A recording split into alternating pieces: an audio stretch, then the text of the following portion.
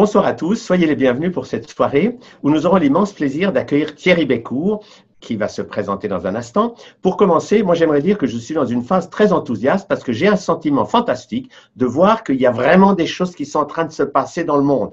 D'énormes manifestations, des discours historiques, enfin tout ça. On n'est pas dans la phase de souffrir et de subir. On est vraiment dans la phase où l'action se met en route et où les consciences s'éveillent. Donc je suis très porté par cette puissance qui est en train de naître partout. Jean-Jacques? Oh moi, je suis partagé. Ça dépend quel regard je porte et sur quoi je porte mon regard. Parce que d'une part, effectivement, je suis très très enthousiaste. Le 29 août dernier, il y a eu la manifestation de Berlin, il y a eu la manifestation de Londres, il y a eu une manifestation à Annecy, à Zurich, à Paris. À Ottawa aussi, qui est la capitale nationale du Canada. Donc ça, tout cela me réjouit énormément. En même temps, ma nouvelle plateforme Full Life Channel a subi une attaque de la part de hackers. Et donc, depuis plusieurs jours, ma plateforme est donc en maintenance. Ça veut dire en clair que nous sommes en train de réparer cette plateforme où, comme on a développé cette plateforme de façon un peu hâtive, toutes les mesures de sécurité n'étaient pas encore mises en place et donc on s'est fait hacker. Mais je dirais que quelque part, c'est une excellente chose aussi parce que ceux qui doutaient encore du fait que nous sommes dans une ère de censure, eh bien, je dirais qu'ils peuvent de moins en moins douter de cela. Voilà. Mais je suis toujours très, très heureux de faire partie de cette aventure de l'info en question qui a de plus en plus de succès et super, quoi. Voilà. Merci. Et toi, Emma? Écoute, ça va, ça va. Ça me fait plaisir d'être là, comme d'habitude. Bonjour à toutes et à tous qui est tellement fidèle et tout le temps là, fidèle au poste, comme on dit. Et c'est toujours un plaisir d'être là dans cette émission. Moi, j'ai passé une semaine très prenante au niveau juridique, comme vous avez peut-être suivi les événements. Hein. C'est devenu un peu la série de l'été, on est encore en été avec Emma et la boutique. Donc, pour ceux qui n'ont pas encore suivi, c'est vrai que ça n'a pas été clair pour tout le monde. La boutique donc est bien rouverte, une bonne fois pour toutes.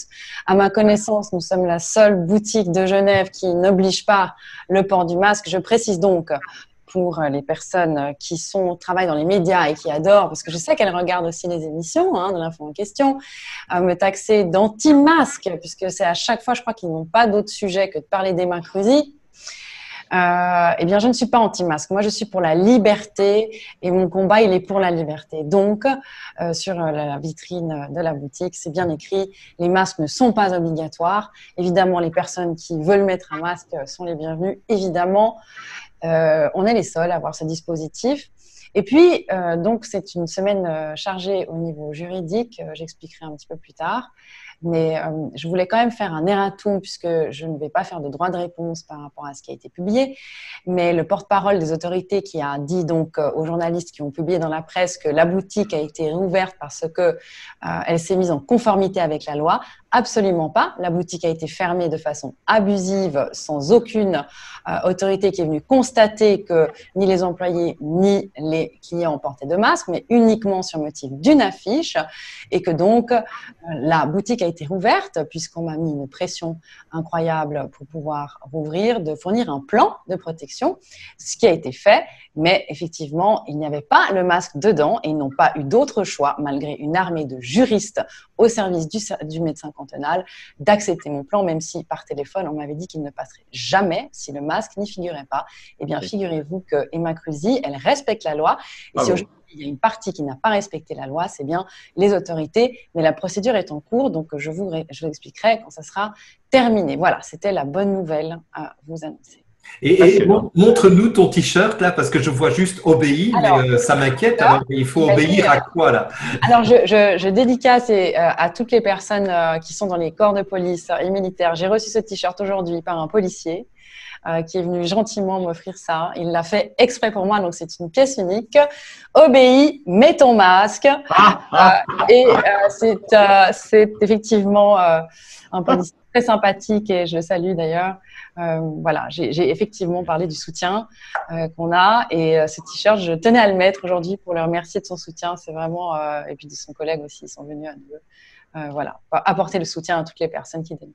Alors, avant qu'on laisse la parole à Thierry, moi je voudrais aussi remercier un certain Franck qui m'a envoyé, qui m'a offert un t-shirt, mais je n'ai même pas l'adresse de Franck pour le remercier, donc je le remercie à l'écran. Mais je ne sais pas si vous voyez ce qui est à l'écran, mais il est marqué en fait shopping, school, mail, work, meeting, relax, news, art, sex, movie, bills et chat. Et en fait, vous voyez à chaque fois des petits bonshommes qui sont devant leur ordinateur avec un masque. Et ce qui est marqué au milieu, c'est ce qu'ils veulent. Et donc, en fait, toute notre vie se résumerait finalement à faire toutes nos activités, y compris le sexe, en étant assis devant un ordinateur avec un masque. Alors, j'ai trouvé ça très, très drôle. Et donc, merci Franck pour ce t-shirt que j'ai déjà porté avec beaucoup de plaisir. Voilà. Excellent. Alors, je suis très heureux de vous présenter Thierry Bécourt. J'ai un souvenir formidable avec lui, c'est qu'en juin de l'année passée, il y avait une grande journée, c'était une première en France, journée nationale de la vaccination. C'était une fête de la vaccination. Alors, nous étions allés avec Serge Rader, Thierry et quelques autres personnes pour emmener la contestation. Et ce qu'on avait vu qui était absolument extraordinaire dans cette fête, c'est que tous les gens qui étaient à la tribune et qui faisaient leur petit speech, ils étaient absolument tous en énorme conflit d'intérêts. Donc, aucun n'aurait eu le droit de parler. Ils auraient tous dû dire ils touchaient beaucoup d'argent des multinationales. C'est extraordinaire.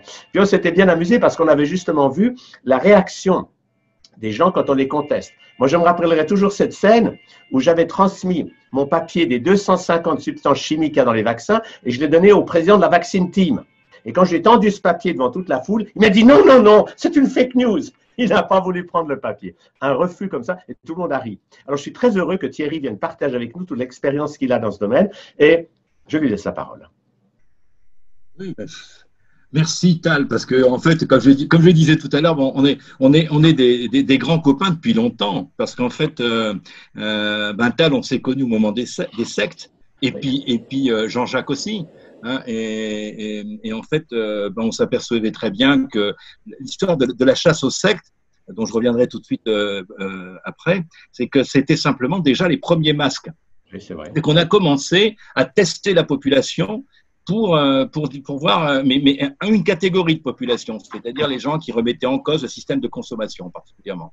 Et on les a fait passer pour des sectes, entre guillemets. Alors, au passage, le rapport sur les sectes en France qui est sorti en 1996, exactement le 22 janvier 96, eh bien, à la page 26 du rapport, il était marqué comme nous n'avons pas pu nous mettre d'accord sur le terme secte, nous allons donc nous appuyer sur la définition de l'opinion publique. Ça, c'est un rapport pour les sectes. Un rapport universitaire comme ça, on met un pour le papier. Hein, parce que déjà, travailler sur les sectes et commencer par dire dès le départ du bouquin qu'ils ne savent pas définir le mot secte, mais qu'ils s'en remettent à l'opinion publique, ça veut dire à l'arbitraire. Et on a vu cet arbitraire s'installer pendant des années, depuis 1996. Donc, toute personne qui était un petit peu en dehors de la norme, il y avait l'étiquette de secte. Et je me souviens d'un moment qui était encore un grand moment, j'étais dans mon bureau et je recevais les fax, je ne sais pas si tu vas certainement voir à quoi je le dis, je recevais les fax de Tal qui disaient, mais attends, là, ils sont en train de débarquer chez moi, hein, donc c'est les éditions Soleil, tout ça, et puis une remarque qui m'avait vraiment amusé, et qui est amusée en même temps dramatique. Ils disaient, mais tu sais pas ce qu'ils sont en train de faire? Ils sont en train de nous prendre les coussins, parce que sur les coussins, il y a des soleils. Et donc, ils mettaient en rapport les coussins du soleil de Tal avec l'ordre du temple solaire, parce que c'était à l'époque. Et tu te souviens, le commandant de gendarmerie qui était arrivé, puis qui disait, « Oh, monsieur Tal, je suis désolé, j'en peux rien, docteur, j'en peux rien, j'ai des ordres. » Et ça, pour moi, ça a été… c'est aujourd'hui, on voit bien que c'est la démonstration de la préparation de ce qui s'était en train de faire. Vous voyez sur les petits groupes comment, en taxant les gens de secte, en tout arbitraire, comme on l'a vu, on mangeait bio, on faisait du yoga, etc., on était des sectes. et évidemment les anti-vaccins. Dans les sociétés, à l'époque, il y avait 2 groupes anti-vaccinaux et en fait, ils étaient dans la liste des sectes. Donc, souvent, je redisais, mais pourquoi on met les anti-vaccinations à la liste des sectes? Et pour me présenter un petit peu mes actions, c'est comme ça que je suis rentré dans le combat public. Et en fait, en ce qui me concerne, je suis prof. Je suis toujours prof maintenant. Je suis prof à mon compte depuis 10 ans. J'ai été 30 ans prof dans l'éducation nationale. Un prof est particulièrement documentaliste. Donc, je m'occupais d'un centre de documentation au collège d'Issy. Et donc, j'ai cette expérience pour laquelle je souhaiterais revenir en tant que prof et pour ce qui se passe aujourd'hui, jour de la rentrée, parce que je pense qu'il y a quelque chose d'énorme à dire et de dramatique aussi. Non. Particulièrement, je voulais dire que je suis très, très optimiste. Pour reprendre le départ de cette conversation, c'est que j'attendais ça depuis, je pense comme vous, depuis 30 ans, 40 ans. J'en ai 60 cette année. Et je suis hyper content de voir cette révélation apocalyptique, comme on l'appelle maintenant, cette révélation, parce que tout est en train d'émerger. Alors, en ce qui me concerne, donc prof et en même temps psychothérapeute, parce que j'ai fondé une école qui s'appelle Institut de psychanimie, qui m'a valu d'être dans la liste des sectes. L'Institut de psychanimie qui a été créé en 1984 et qui a toujours, parce qu'elle existe toujours, qui a pour but de parler de psychologie transpersonnelle et avec un objectif particulier que je résumerai entre l'éveil de la conscience déjà et puis que toute cause de maladie a pour origine un défaut d'alignement entre notre être intérieur, donc notre alignement spirituel, notre âme, dont Tal, tu parles très bien, et la vie horizontale matérielle, donc entre le monde de l'être et le monde de l'avoir. Et que souvent, dans mes consultations, tout ça, c'est toujours de dire, attendez, d'abord, les remèdes, c'est bien, mais d'abord, qu'est-ce qui a causé ça? Et en fait, c'est quasiment tout le temps. J'étais avec le docteur Scoï, d'ailleurs, il y a 2 jours, on en a reparlé avec Alain Scoï. Et en fait, je dis aux gens, mais réalignez-vous, retrouvez votre être intérieur, et puis vous allez voir d'un seul coup, ça va aller mieux. Et il y a une phrase que je cite souvent qui est « Je m'en remets entre tes mains, ô mon âme, dispose de moi selon ta volonté. » Et d'un seul coup, ça guérit tout, parce que je parle assez convaincu, c'est que d'un seul coup, on est réaligné, on est bien, et puis la lumière fait son travail. Voilà. Très bien. Moi, je me demande comment tu te sens, Emma, avec 3 gourous de secte quand même, parce que là, en fait, j'hésitais à partir, j'étais en train de me dire, non, mais jeter de l'eau bénite à distance. Oui, c'est ça, parce que là, je me mets à ta place, là, en disant, bon sang, mais moi, je faisais quand même partie des 100 sectes les plus dangereuses de France, mais j'ai quand même été aussi dans le rapport parlementaire de 1997 en Belgique, et j'ai quand même été pressenti aussi comme le repreneur de l'ordre du Temple solaire en Suisse. Donc, je pense que là, je suis champion toute catégorie. Alors, Emma, comment tu te sens avec nous là pour l'instant? Écoute, je me sens très bien. Moi, je regarde les fruits qui tombent de l'arbre, d'accord? Donc, j'observe les actes. Les paroles m'importent peu, en réalité. Donc, en plus, quand on parle des vaccins, il est clair qu'il y a toujours un temps pour tout. Ceux qui ont dénoncé les vaccins il y a une dizaine d'années se sont fait traiter de tous les noms et en ont payé sacrément cher les conséquences de leur choix. Maintenant, si on ne se pose pas un peu de questions sur ce qu'il y a dans les vaccins, c'est qu'on est vraiment passé à côté du départ. Parce que moi, j'ai commencé à regarder ça il y a à peu près 7-8 ans de ça. Vraiment, ça m'a passionnée. Tout simplement parce que je voulais savoir ce qu'il y avait dans un produit qu'on pouvait injecter à mon bébé. Tout simplement. Ben oui. Et quand j'ai commencé à lire, et puis etc., un livre, 2 livres, 3 livres, 4 sources, 6 sources, je me suis dit, non mais c'est dingue, pourquoi personne… Mais juste un doute déjà. Juste un doute. Et c'est vrai qu'il y a un vrai dogme là-dessus, donc de taxer les personnes qui se positionnent par rapport à des doutes qu'elles puissent avoir sur les vaccins, de secte ou de quoi que ce soit d'autre, pour moi, c'est un signe de faiblesse mentale, tout simplement. Si on a étudié le sujet, on ne peut plus être pour les vaccins. Si on a étudié le sujet, on peut que se dire que les personnes qui vaccinent à l'heure actuelle leurs enfants ou qui se vaccinent eux-mêmes ou leurs parents ou les personnes âgées sont d'un courage hallucinant. Hallucinant. Moi, je tiens à ma peau. Donc, je sais, je suis informée. Pour moi, je ne suis pas dans la croyance, en fait. C'est juste très factuel. Et comme on se connaît maintenant, c'est vrai que Thierry, du coup, on ne se connaît pas encore. Mais je suis une personne extrêmement pragmatique et factuelle. Voilà, moi, je ne crois en rien. Pour moi, il n'y a qu'à l'église qu'on croit.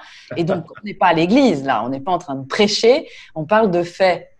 Donc, je me sens tout à fait à l'aise dans ce genre de discours, pour répondre à ta question.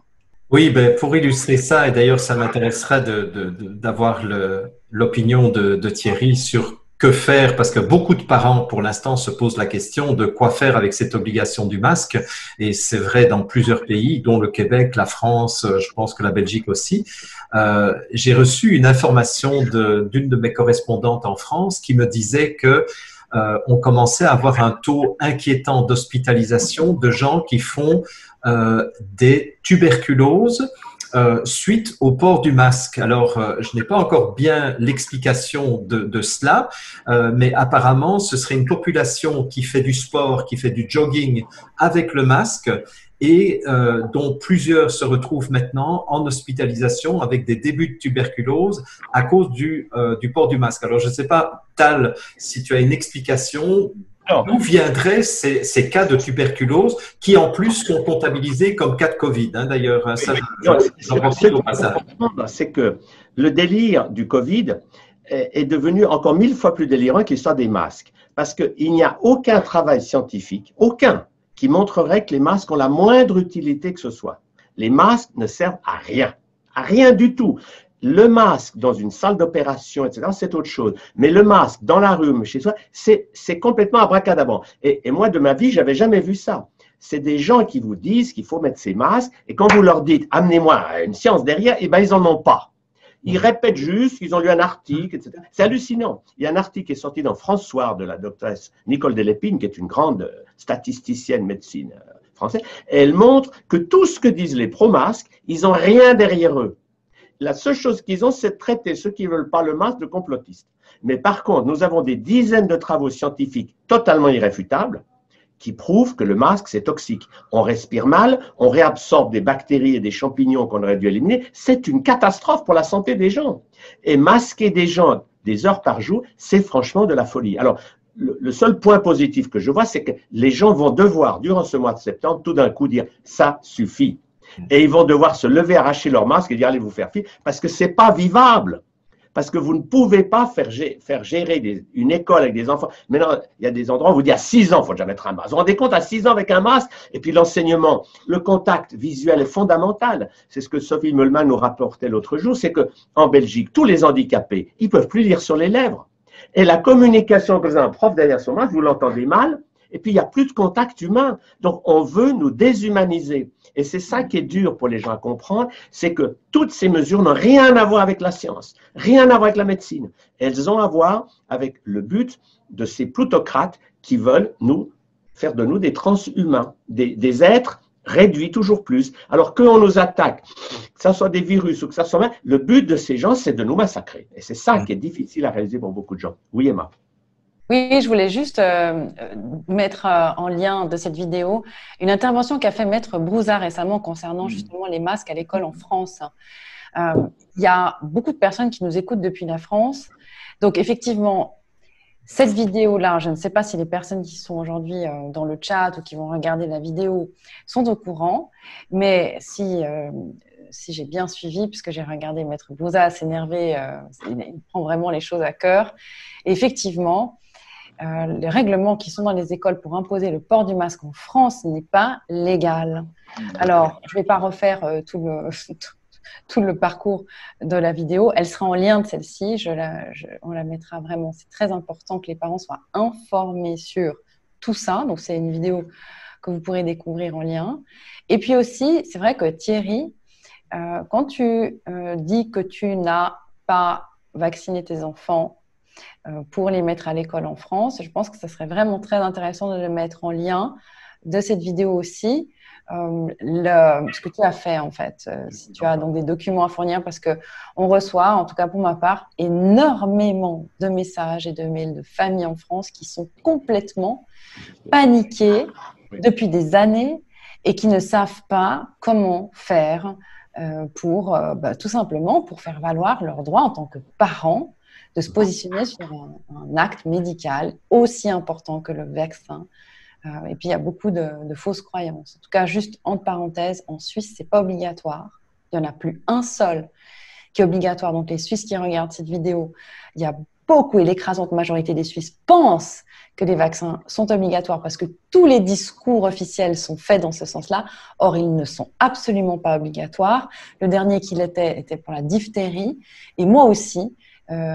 Et puis, donc le père de ma fille et moi-même avions reçu un courrier quand elle avait 2 ans pour avoir le carnet de vaccination qu'on devait envoyer à l'État. Et puis, donc, j'avais répondu que le carnet était encore vierge, mais qu'avec grand plaisir, il serait rempli. J'attendais uniquement 2 choses. Premièrement, comme toi Thierry, le nom et le prénom de la personne en charge de mon dossier et du dossier de la petite, en cas de problème. Et deuxièmement, je voulais être assurée de façon absolument complète, à 100% en cas de problème éventuel, que la personne en question prendrait en charge tous les problèmes. Est-ce que vous savez ce qu'on m'a répondu? Eh bien, on m'a répondu quelques jours après, merci Madame Cruzy, au revoir. Voilà, c'était comme ça. Donc, j'ai jamais eu le nom d'une personne qui se portait garante. Voilà, faut comprendre ce qui se passe de façon, encore une fois, factuelle et pas dans l'émotionnel. Et je trouve que c'est très bien, Thierry, que tu puisses partager aussi ton expérience pour la France. Vraiment, je pense que les gens seront contents.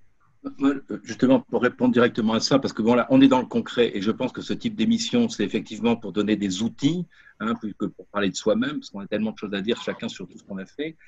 Mais aujourd'hui, pour moi, on a perdu le bon sens. Alors, quand on entend Tal dire, voilà, il n'y a pas d'études scientifiques, il n'y a rien, etc. Aujourd'hui, on est dans une hystérie collective totale.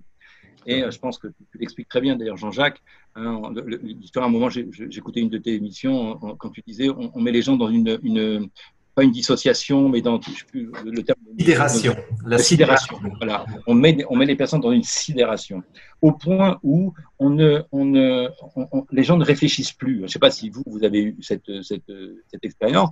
Quand vous donnez des documents juridiques, des documents médicaux, etc., les gens ils n'écoutent même plus. C'est comme si le raisonnement était coupé. Et oui, c'est la loi, c'est obligatoire. Alors, quand on me dit c'est la loi, je leur dis, écoutez, la loi n'est pas au-dessus du droit. Le droit est au-dessus de la loi. Et quand on parle des droits de l'homme, on parle des droits à la santé, et là, c'est le droit primordial. Et le droit à la santé, là, j'écoutais juste avant de prendre l'émission, là, quelqu'un qui parlait du fait que c'est une véritable, c'est presque un assassinat, je sais plus le terme, mais on est en train avec ce qu'on met pour les enfants là maintenant particulièrement, c'est nos enfants qu'on touche réellement. Je vous dis rien qu'aujourd'hui, une journée, ça va, mon fils n'arrête pas d'étonner. Je peux vous dire que je vais pas laisser faire ça sous prétexte de l'obligation d'éducation nationale. Bon, moi, je continue à faire de l'éducation en tant que prof en privé aussi. Mais il va pas rester comme ça à l'école pour tuer mon gosse, et pour le voir avec des problèmes alors qu'il est en excellente santé et le voir avec des problèmes pulmonaires, etc. Et puis non, ça c'est même pas pensable. Là, je pense que je vais faire un scandale très très vite. Et alors les histoires d'avoir des documents, Emma, pour te répondre.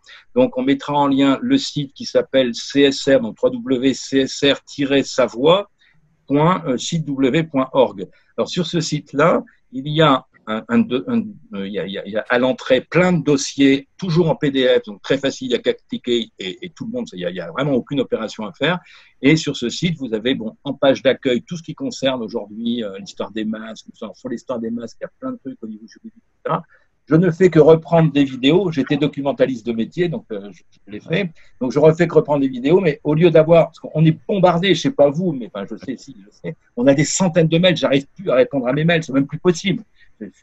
On est débordé, même 24 heures, ça suffit pas pour les lire. Et donc en fait, on arrive à avoir une suite logique. Là, j'ai fait ça depuis le mois de décembre. Donc, dans chaque dossier, il y a Covid, il y a Trump, il y a pédosatanisme sur lequel il faudrait qu'on revienne après. Il y a tous les sujets, il y en a une douzaine. juste après plein de dossiers. Ça, c'est en page d'accueil, en suivi. Par contre, il y a un onglet dossier juste à côté et vous verrez, il y a un dossier vaccination. Il y a entre autres, vous y verrez Tal, quelques vidéos de Tal, mais des vidéos de Rader, des vidéos de Vercouter, malheureusement, qui était un de mes amis intimes. Hein, et je pense aussi, toi, Tal, qui est parti malheureusement pas bien. Et tous ces gens-là parlent de la vaccination. Et aussi, surtout, des dossiers aussi en PDF où il y a, par exemple, comment faire devant l'administration. Avec tous les droits, y compris les conventions, la convention d'Oviedo, la loi Kouchner, tout est expliqué.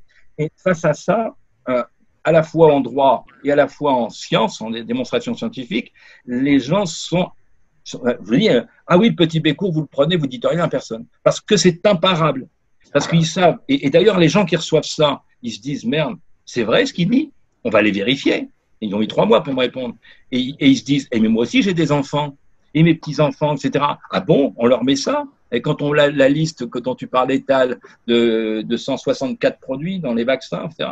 La dernière vidéo qui a été faite avec Frédéric Chaumont, ben, je veux dire, c'est avec le vaccin d'aujourd'hui, mais quand on voit ça, on ne peut pas rester, comme tu disais, Emma, tout à l'heure avec ta fille, on ne peut pas rester indifférente. Et alors, je termine juste avec ça. Pourquoi je vous parlais qu'à Menton-Saint-Bernard, c'était des gens aisés, etc. Pourquoi je disais que c'était important? Parce que ça m'a interpellé. Je voyais, j'ai eu mon fils à 50 ans, donc j'étais plus le grand-père, et eux, c'était des jeunes, tout ça, donc c'était des jeunes loups qui sortaient des grandes écoles, etc. Donc, vous pouvez réfléchir. Et moi, bon, j'étais papa quand même, j'étais pas grand-père, mais bon, même pour eux, c'était le cas. Et donc, ils me disaient tous, ah mais t'as raison, Thierry, c'est vrai, c'est grave ce qu'on met là. Les vaccins, c'est dangereux. Ça. Et je dis, bah alors, pourquoi vous le faites pas? Ah oui, mais je dis, Carnet, moi je le fais, Théo, il n'est pas vacciné. C'était le seul, hein, dans toute l'école. Hein.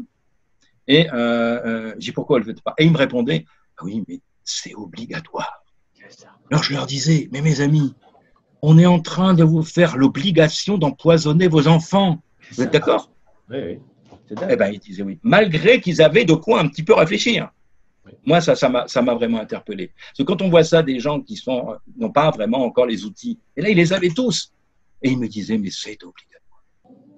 Voilà. C'est un point extraordinaire parce que, pour moi qui suis ça depuis un demi-siècle, c'est fantastique de voir la peur que les gens ont de s'informer.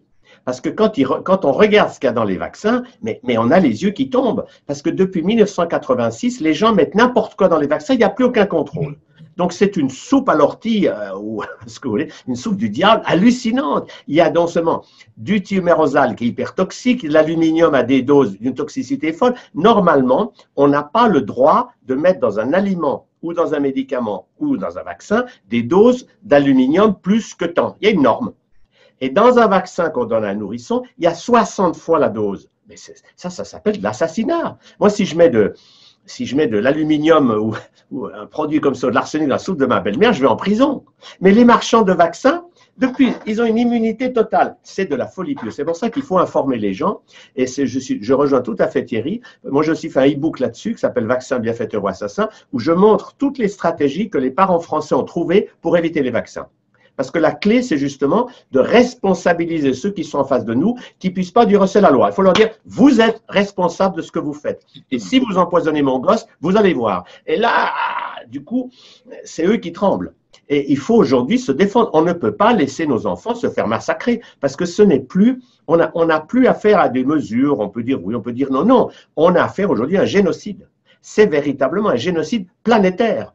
Donc, on doit absolument se réveiller. Et je suis sûr qu'on va le faire. On ne peut pas continuer à dormir en disant « Oh ben non, je fais confiance, les industriels, c'est des braves gens, ils veulent mon bien. » Non, ils veulent votre mort. Oui, et c'est comme ça, il faut se réveiller. Et c'est ça qui est passionnant. Et je rejoins tout à fait ce que dit Thierry. Nous devons aujourd'hui dire aux gens « Informez-vous. » Lisez tous ces dossiers, ces PDF, etc. Vous choisissez là-dedans et puis ensuite vous imprimez un ou deux et vous allez avec vos documents chez le professeur et avec ces documents, vous faites simplement marcher les choses justes. Il y a par exemple un papier aussi qui est la loi du libre consentement éclairé qui fait qu'on n'a pas le droit de faire à votre enfant un test ou un vaccin sans votre accord.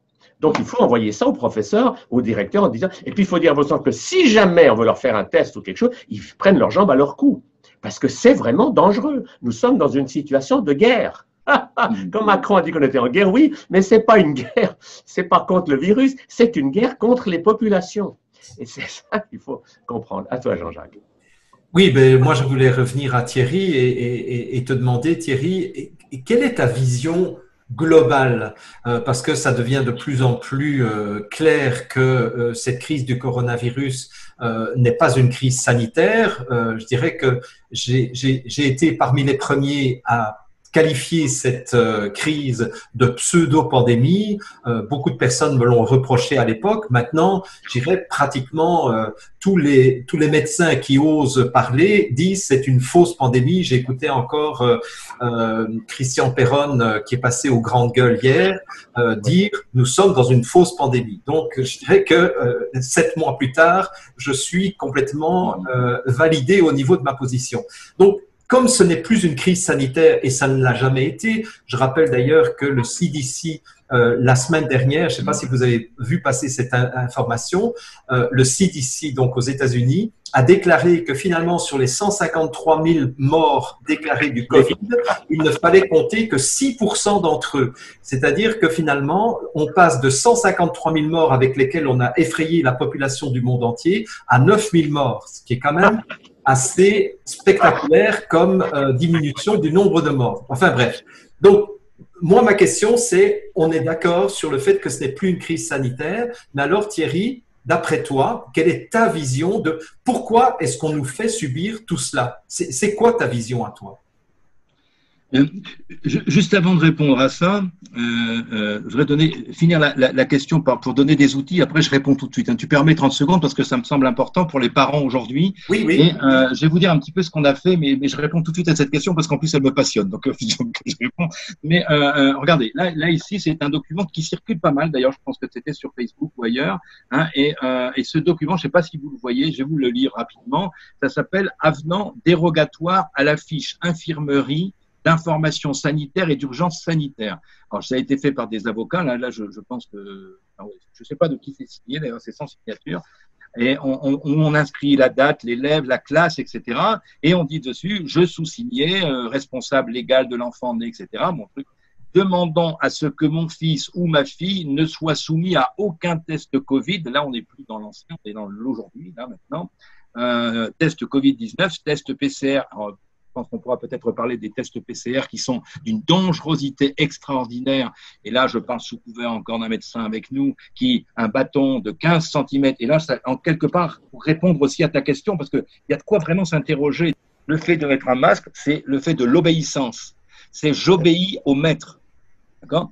À l'inverse de la Boétie, l'éloge de la servitude, qu'on connaît tous, qui dit souvent, je le dis, pourquoi est-ce que vous vous sentez inférieur à vos maîtres ?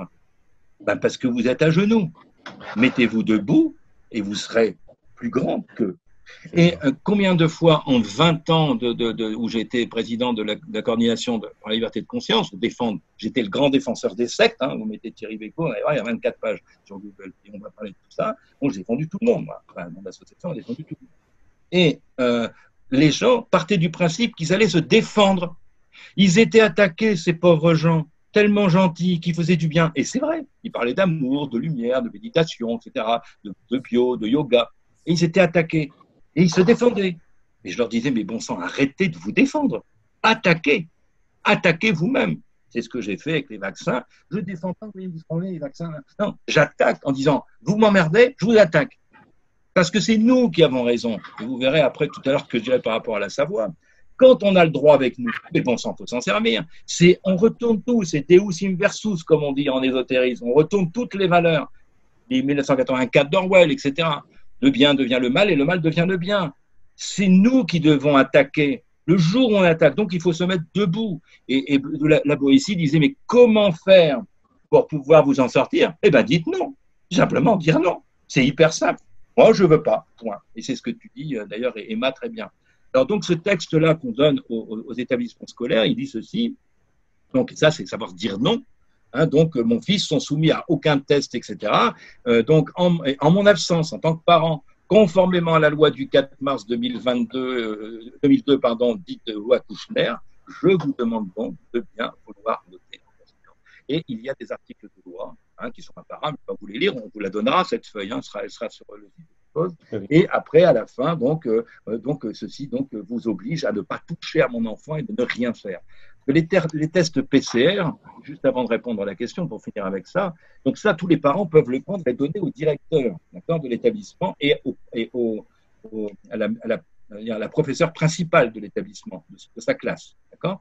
Donc ça engage la direction et l'enseignant. Parce que quand vous voyez des enseignants qui sont foutus de dire « tu mets ton masque ici », et lorsque il va y avoir les brigades sanitaires, vous avez entendu parler des brigades sanitaires, qui sont en train d'être recrutées, moi j'ai peur demain, c'est ce que je dis à sa maman aussi, j'ai peur demain que les brigades sanitaires, on n'y croit pas, on se dit c'est pas possible, et si c'est possible, ils sont recrutés, pourquoi on recrute des brigades sanitaires? C'est bien pour faire le boulot. Quand ils vont déborder dans les établissements scolaires, collèges et lycées, on va dire on fait un test, les profs vont dire quoi? S'ils sont capables de dire, mais bien ton truc, hein, vous inquiétez pas les enfants, tout va bien, ça fait partie de l'État, c'est obligatoire, on est obligé de le faire. Alors allez-y et faites votre test.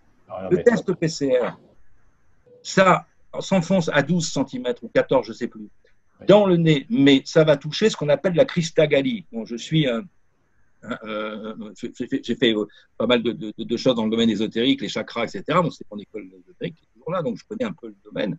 Et là, je pense que tu auras quelque chose à dire là-dessus. Je pense que c'est intéressant que tu interviennes tout de suite après. C'est absolument scandaleux. On est en train d'enfoncer jusqu'à la structure qui soutient le cerveau et qui trouve cette structure qu'on appelle la cristagallie. Et cristagallie, c'est Christ.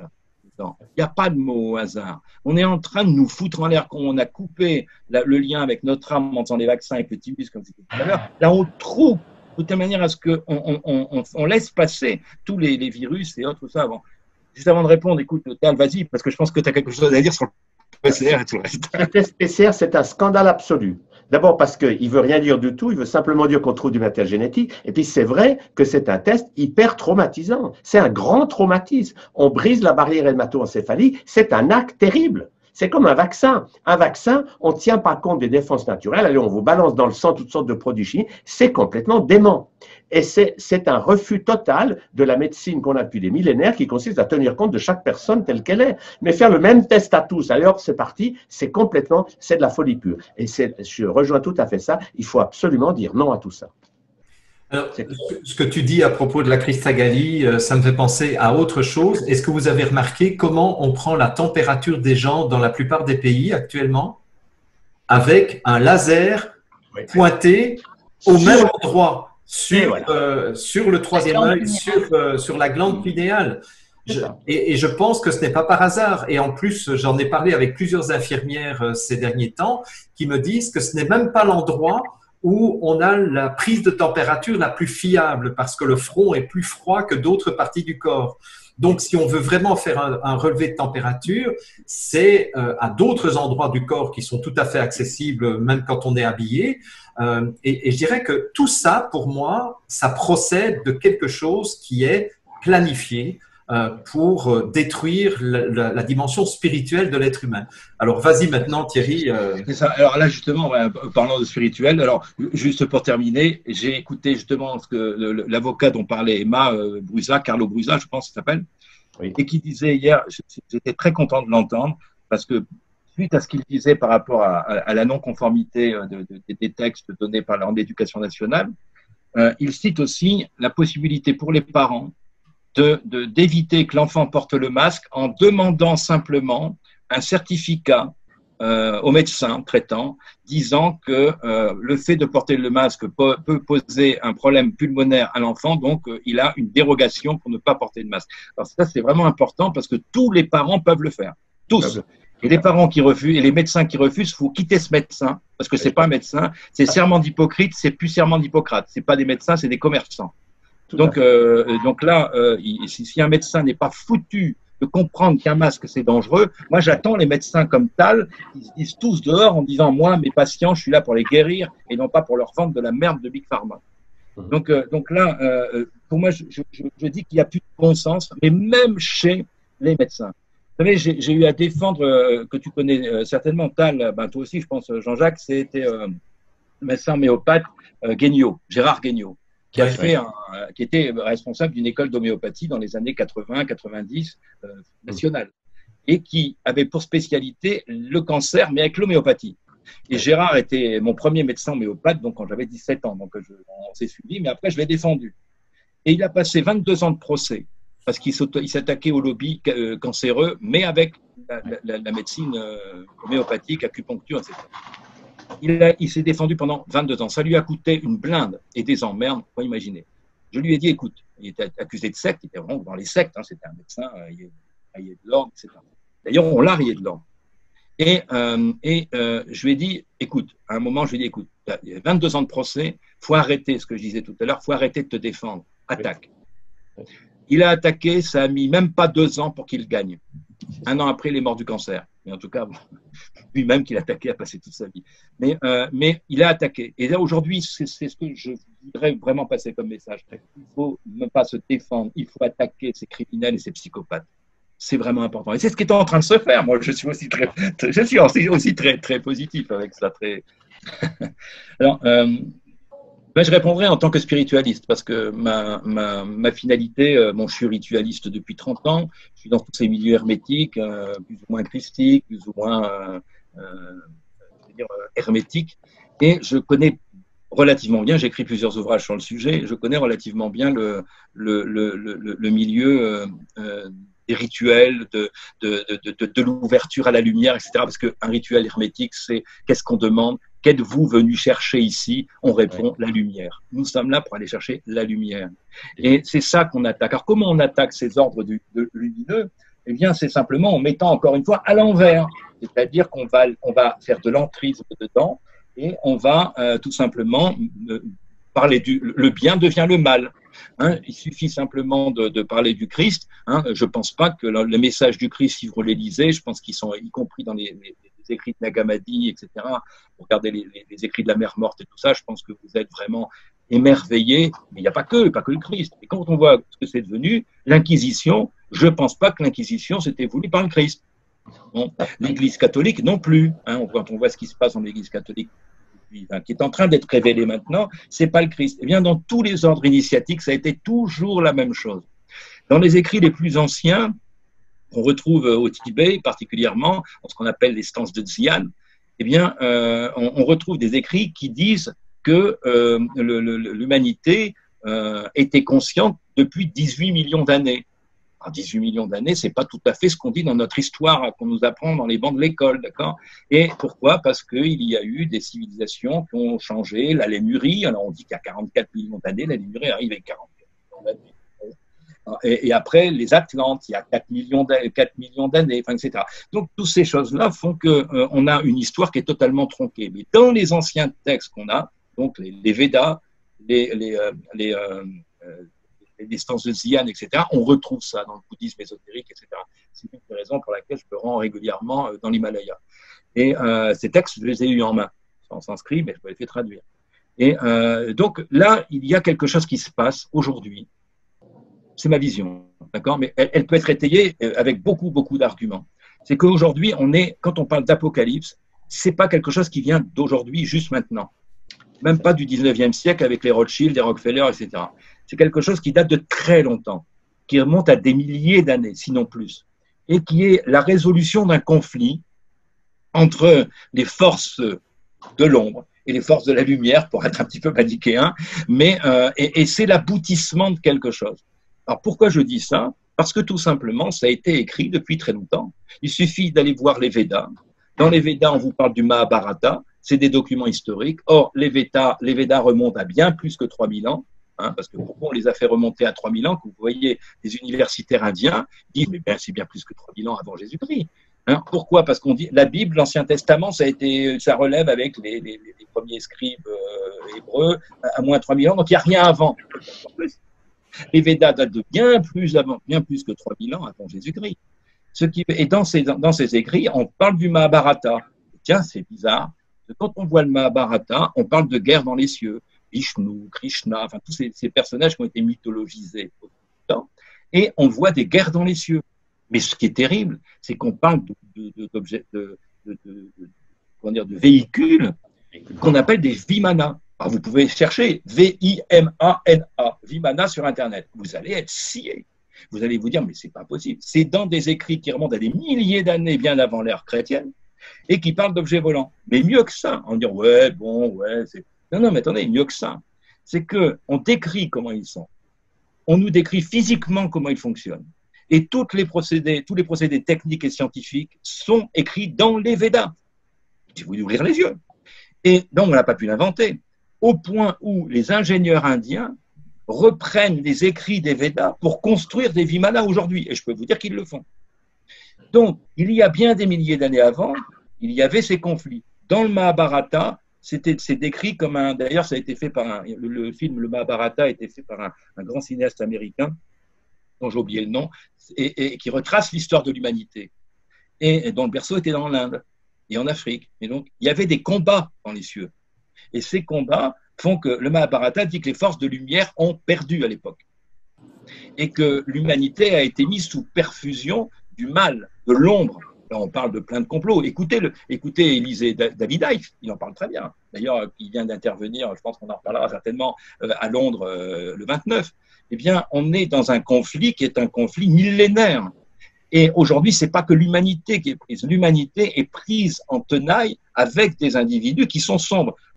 Ah, c'est passionnant. Et je crois aussi que tout ça, ça demande qu'on s'informe par étapes. Parce que moi, j'écoute David Icke depuis 30 ans, mais il y a 30 ans, j'avais de la peine à le suivre. Et puis, au fil des années, j'ai vu que tout ce qu'il a prévu il y a 30 ans se déroule pas à pas. Son discours à Londres l'autre jour était extraordinaire. Ça fait longtemps qu'il annonce les choses parce que c'est un plan très méthodique. Et tous ceux qui ont mis en place ce plan, qui sont les forces de l'ombre, eh bien, ce qui est passionnant aujourd'hui, c'est qu'ils ont tout mis en place pour gagner, mais ils sont vraiment en train de perdre. Et là, je te rejoins tout à fait. Ils ont pratiquement perdu. Et c'est parce qu'ils sont désespérés qu'ils essaient désespérément de contrôler tout le monde. Mais ils ne peuvent pas gagner. Parce que quand ils disent qu'on va mettre des masques toute notre vie et plus jamais embrasser nos grands-mères, écoutez, est-ce que les gens vont admettre ça? Il va y avoir ce réveil. Et le réveil est en train de se faire. Au mois de septembre, regardez le nombre de gens qui commencent à bouger. Et c'est ça le côté passionnant. Très bien. Je crois qu'il est temps que nous passions un petit peu maintenant à nos différentes rubriques. Est-ce que tu veux commencer, Emma? Oui, effectivement. J'aimerais partager un témoignage que j'ai reçu.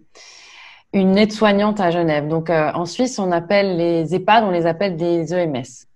Donc, j'ai reçu un témoignage qui m'a vraiment beaucoup touchée d'une aide-soignante qui travaille dans un EMS ici à Genève. Et nous sommes restés quasiment 1 heure au téléphone. Alors, je vais vous expliquer ce qui se passe dans les établissements pour personnes âgées à Genève. Et les témoignages, je sais qu'ils vont continuer à pleuvoir parce que j'en ai encore pas mal à lire dans les emails. Alors, ce qui se passe, c'est que maintenant, il fait un petit peu moins chaud, mais ça va revenir la semaine prochaine. Donc, comme vous le savez, la climatisation a été donc interdite dans les EHPAD, ici, et les ventilateurs aussi. C'est-à-dire que un ventilateur, c'est en gros, si on fait ça, c'est un geste mécanique. C'est pas de la clim, mais même ça, ça a été interdit. Ça veut dire que cette aide-soignante, elle m'appelle en me disant, on ne sait plus comment faire avec nos pensionnaires qui crèvent de chaud. Il faisait 34 degrés l'autre jour. Ils étaient rouges comme des tomates. Alors, qu'est-ce qu'ils font? On essaie de mettre des lingettes mouillées pour les rafraîchir, mais il y en a qui ne veulent pas se faire toucher, c'est normal. On sait que des fois, il y a des personnes avec certaines maladies ou l'âge, dans certaines conditions. Ce n'est pas les mêmes rapports. Il faut imaginer ça pour les gens qui n'ont pas encore vécu des rapports avec les personnes dans leur entourage.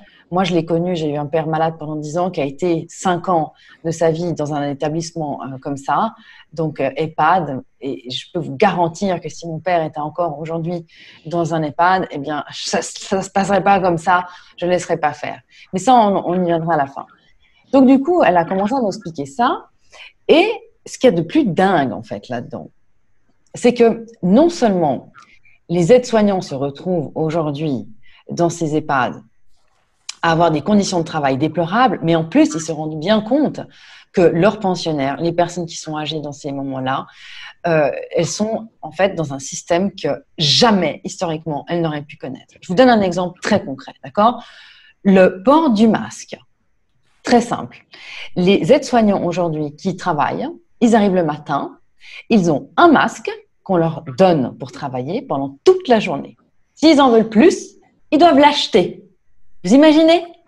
Vous arrivez au travail en tant qu'aide-soignant et on vous dit il faut changer un masque tous les 3 heures, tous les 4 heures, mais là, vous pouvez venir de 8 heures le matin jusqu'à 20 heures parce qu'il y a des gens qui travaillent quand même 12 heures par jour, il faut le dire, et on leur donne un masque. Donc, qu'est-ce qui se passe, les aides-soignants, pendant leur pause déjeuner, puisque moi, je vous raconte ce qu'on m'a dit, donc une personne qui travaille dans ces conditions, ils font quoi, les aides-soignants? Ils le mettent dans la poche, puis ils le ressortent après.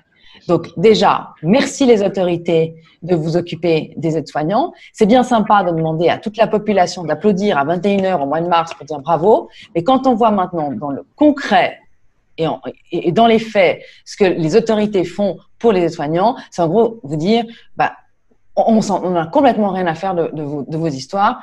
Et moi, je trouve ça hallucinant aujourd'hui qu'il y ait des aides-soignants qui travaillent dans des conditions pareilles. Mais au-delà de ça, il y avait une dame dans cette EMS, cette EHPAD. Je ne sais pas son âge, mais elle était apparemment avec peut-être un début d'Alzheimer. Enfin bref, elle ne voulait pas, une pensionnaire, porter de masque. D'accord? Elle a dû être emmenée par des aides-soignants voir un médecin externe pour une consultation. Parce que tous les médecins ne sont pas dans les EHPAD. Donc, ils ont emmené cette dame chez le médecin qui lui-même avait le masque. Et la patiente, donc cette dame âgée, ne voulait pas mettre le masque. Et le médecin a dit je n'ausculterai pas cette dame si elle ne met pas de masque. Est-ce que vous imaginez le scandale, l'abomination? Moi, quand j'entends ça, excusez-moi, mais je pète un plomb. On nous dit, les autorités à Genève, que le masque est là pour protéger les personnes à risque. On se retrouve face à un médecin qui lui-même est masqué, censé protéger cette dame, et il dit je n'ausculterai pas cette dame parce qu'elle ne porte pas de masque. Évidemment, la dame, les aides-soignants essaient de lui mettre le masque, elle hurlait, me touchez pas, je veux respirer, parce qu'elle ne comprenait pas pourquoi on voulait lui mettre un masque. Moi, ce que je trouve dingue, c'est qu'aujourd'hui, je suis en train de vous raconter ça. C'est ça que je trouve fou. Donc, finalement, cette dame est retournée, été ramenée à l'EHPAD sans être auscultée. C'est-à-dire qu'on ne lui a même pas fait les analyses qu'elle devait faire parce que le médecin a refusé. Est-ce que vous imaginez 2 secondes ce que ça veut dire? C'est gravissime. Et donc, on se retrouve comme ça, aujourd'hui, avec des familles qui ont 30 minutes par jour sur rendez-vous pour voir leur famille qui est dans les EHPAD dehors. Dehors. Ça veut dire que quand il pleut, si vous êtes pensionnaire d'un EHPAD, vous pouvez bosser pour avoir une visite parce qu'on ne va pas vous emmener dehors s'il pleut le déluge. Vous pouvez même plus rentrer voir vos parents, vos grands-parents ou peu importe vos proches, sauf si vous avez un rendez-vous. Alors évidemment, on ne va pas vous le donner tous les jours. Les familles pleurent quand elles doivent partir au bout de 30 minutes. Et moi, ce que je trouve dingue, c'est qu'aujourd'hui, je n'ai pas entendu parler de révolution des familles devant les EHPAD. Eh oui, c'est ça que je trouve dingue. Parce que moi, taper du poing sur la table, c'est quelque chose que je sais faire et que je fais. Mais à un moment donné, je ne peux pas taper du poing sur la table pour tout le monde. Moi, ce que j'ai envie de dire aujourd'hui aux familles là, qui m'entendent et qui ont des proches dans ces conditions-là, c'est la même chose. Tout à l'heure, oui, mais on fait parce qu'on m'a dit. Regardez, obéis. Alors, c'est comme ça. Mais à un moment donné, je ne sais pas, mais est-ce que les gens trouvent normal de laisser faire ça? Moi, aujourd'hui, si j'ai un proche dans un EMS, mon père, ma mère ou peu importe, qui se retrouve là et qu'on me dit il faut prendre rendez-vous, mais ça, je veux bien quand on ne comprend pas ce qui se passe, quand il y a des hécatombes et qu'il y a encore des choses. Mais moi, quand j'ai des dossiers comme ça, des chiffres, etc., mais on ne peut pas décemment continuer à abandonner les gens. Parce que d'après un sondage que j'ai fait de mon côté, les personnes à risque, qui sont soi-disant âgées et à risque, préféreraient mourir du Covid que de continuer à être isolées dans ces conditions-là. Donc, à un moment donné, quand c'est fait, c'est trop tard. Quand ces gens-là seront morts et que les personnes qui n'ont pas agi se retrouveront avec tout d'un coup un élan de lucidité, ça sera trop tard. Maintenant, c'est le moment d'agir. Et c'est le moment que les gens se mettent en réseau. Donc, tout le monde aujourd'hui est capable de le faire. Tout le monde peut se mettre en réseau. Des familles, vraiment, qui se retrouvent là. Sachez qu'il y a des aides-soignants qui trouvent ça scandaleux. De nouveau, vous n'êtes pas tout seul dans votre coin, même s'ils appliquent. Il se retrouve qu'aujourd'hui, les autorités ont complètement abandonné d'un côté les employés qui travaillent dans ces conditions-là, hein, parce que là, il y en a encore d'autres, mais ça viendra dans d'autres émissions, et les pensionnaires. Donc voilà, c'était vraiment mon coup de gueule et ma pensée pour les personnes âgées. J'en ai évidemment aussi pour les enfants, mais je ne peux pas parler pendant 1 heure dans cette émission. Mais je trouve que maintenant, il va falloir une grosse mobilisation des familles qui sont concernées. Et faites-le pour vos proches. Parce que là, aujourd'hui, on ne se rend pas compte à quel point c'est déjà compliqué de vivre dans un EHPAD en temps normal. Mais alors maintenant, c'est pire que la ligne verte. C'est le couloir de la mort. Mais pas à cause du Covid. Mais pour moi, c'est de là. Il n'y a même plus de mots, en fait. Il n'y a même plus de mots, tellement je suis hallucinée par ce que j'ai entendu l'autre jour. Et par respect pour cette aide-soignante qui m'a fait confiance et qui m'a raconté son témoignage, eh bien, je partage ça parce que je pense que d'autres aides-soignants se reconnaîtront aussi et pourront aussi eux-mêmes, à un moment donné, aller voir le service de maintenance qui, en tout cas pour cet EHPAD-là, a confisqué les ventilateurs. Non mais vous imaginez, les aides-soignants aussi, mobilisez-vous, allez récupérer les ventilateurs et branchez-les à un moment donné. Enfin, c'est de l'air qu'on bouge. C'est même plus de la climatisation, on bouge de l'air. Vous imaginez à quel point c'est stupide, ces règlements. Je suis désolée, je m'énerve. Mais il faut quand même faire une différence entre la clim et les ventilateurs. Et même la climatisation est tolérée dans les commerces. Et alors, sous quel prétexte une personne qui a 70 ans rentre dans un commerce, elle a le droit d'avoir de la clim, et une personne qui est dans un EHPAD n'a pas le droit d'avoir de la clim, elle a 70 ans. C'est de la discrimination, je trouve ça hallucinant. Voilà. Écoute, merci pour ton cri du cœur. Oui, tu es promise de rester tranquille, mais il y a des sujets, moi… Mais tu as tout à fait raison. Alors, il y a une nouvelle intéressante qui est sortie il y a quelques jours, c'est que une des sommités de l'OMS a fait un virage à 360 degrés en disant et en affirmant haut et fort qu'une personne asymptomatique n'est pas contagieuse. Une personne asymptomatique n'est pas contagieuse. C'est l'OMS qui maintenant le dit, après avoir dit le contraire. Mais donc, il faut sortir ça. Moi, je me mets l'accent sur mon blog. Les gens vont sur mon blog. Ils ont qu'à imprimer ça. Et ils arrivent avec ça devant le directeur de l'EHPAD. Monsieur, regardez, une personne asymptomatique n'est pas contagieuse. C'est l'OMS qui le dit. Alors, arrêtez vos sottises. Enlevez ces masques. Et il faut amener aux gens des documents qu'ils ne peuvent pas contester. Et si jamais ils veulent contester, alors vous leur demandez que vous leur avez donné ce document en main propre. C'est ce que beaucoup de parents font maintenant en France. Ils arrivent chez le pédiatre ou chez le médecin avec ces documents, genre la liste des substances dans les vaccins ou l'expertise de l'aluminium, et ils disent au médecin, vous n'êtes pas au courant, regardez-moi ces documents. Le médecin, il est bien embêté parce qu'il ne connaît pas ces choses-là. Il tombe des nues. Et après, quand les parents lui disent, docteur, signez-moi un papier comme quoi je vous ai remis ces documents en main propre. Le médecin il devient tout blanc, puis il dit non, il ne veut pas signer. Et là, les gens disent, je ne vous demande pas d'être d'accord, je vous demande juste de reconnaître que vous avez reçu des documents que je vous donne en main propre. Et le médecin ne veut pas signer, parce qu'il se rend compte que s'il signe, vous l'emmenez au tribunal. Ça s'appelle de l'empoisonnement, ça s'appelle de l'assassinat. Et là, il faut absolument qu'on mette les responsables des EHPAD, etc. Il faut arriver chez eux avec un document qu'on leur demande, on leur met dans la main, on leur dit signez là, pour les responsabiliser. Ils font comme si c'était normal. Et comme s'ils avaient les lois avec eux et l'OMS avec eux. C'est extraordinaire de voir que même l'OMS maintenant a changé tellement d'avis. Ils changent tout le temps d'avis, mais là, on a vraiment des éléments forts pour faire changer les gens. Jean-Jacques, qu'est-ce que tu veux nous dire aujourd'hui ? Eh bien, je vais aller dans, je vais m'appuyer sur l'énergie d'Emma qui a poussé son coup de gueule et moi, je voudrais parler aussi et pousser aussi mon coup de gueule parce que c'est déjà un coup de gueule que j'ai poussé en 2009 lorsque je me suis battu contre le projet de vaccination H1N1.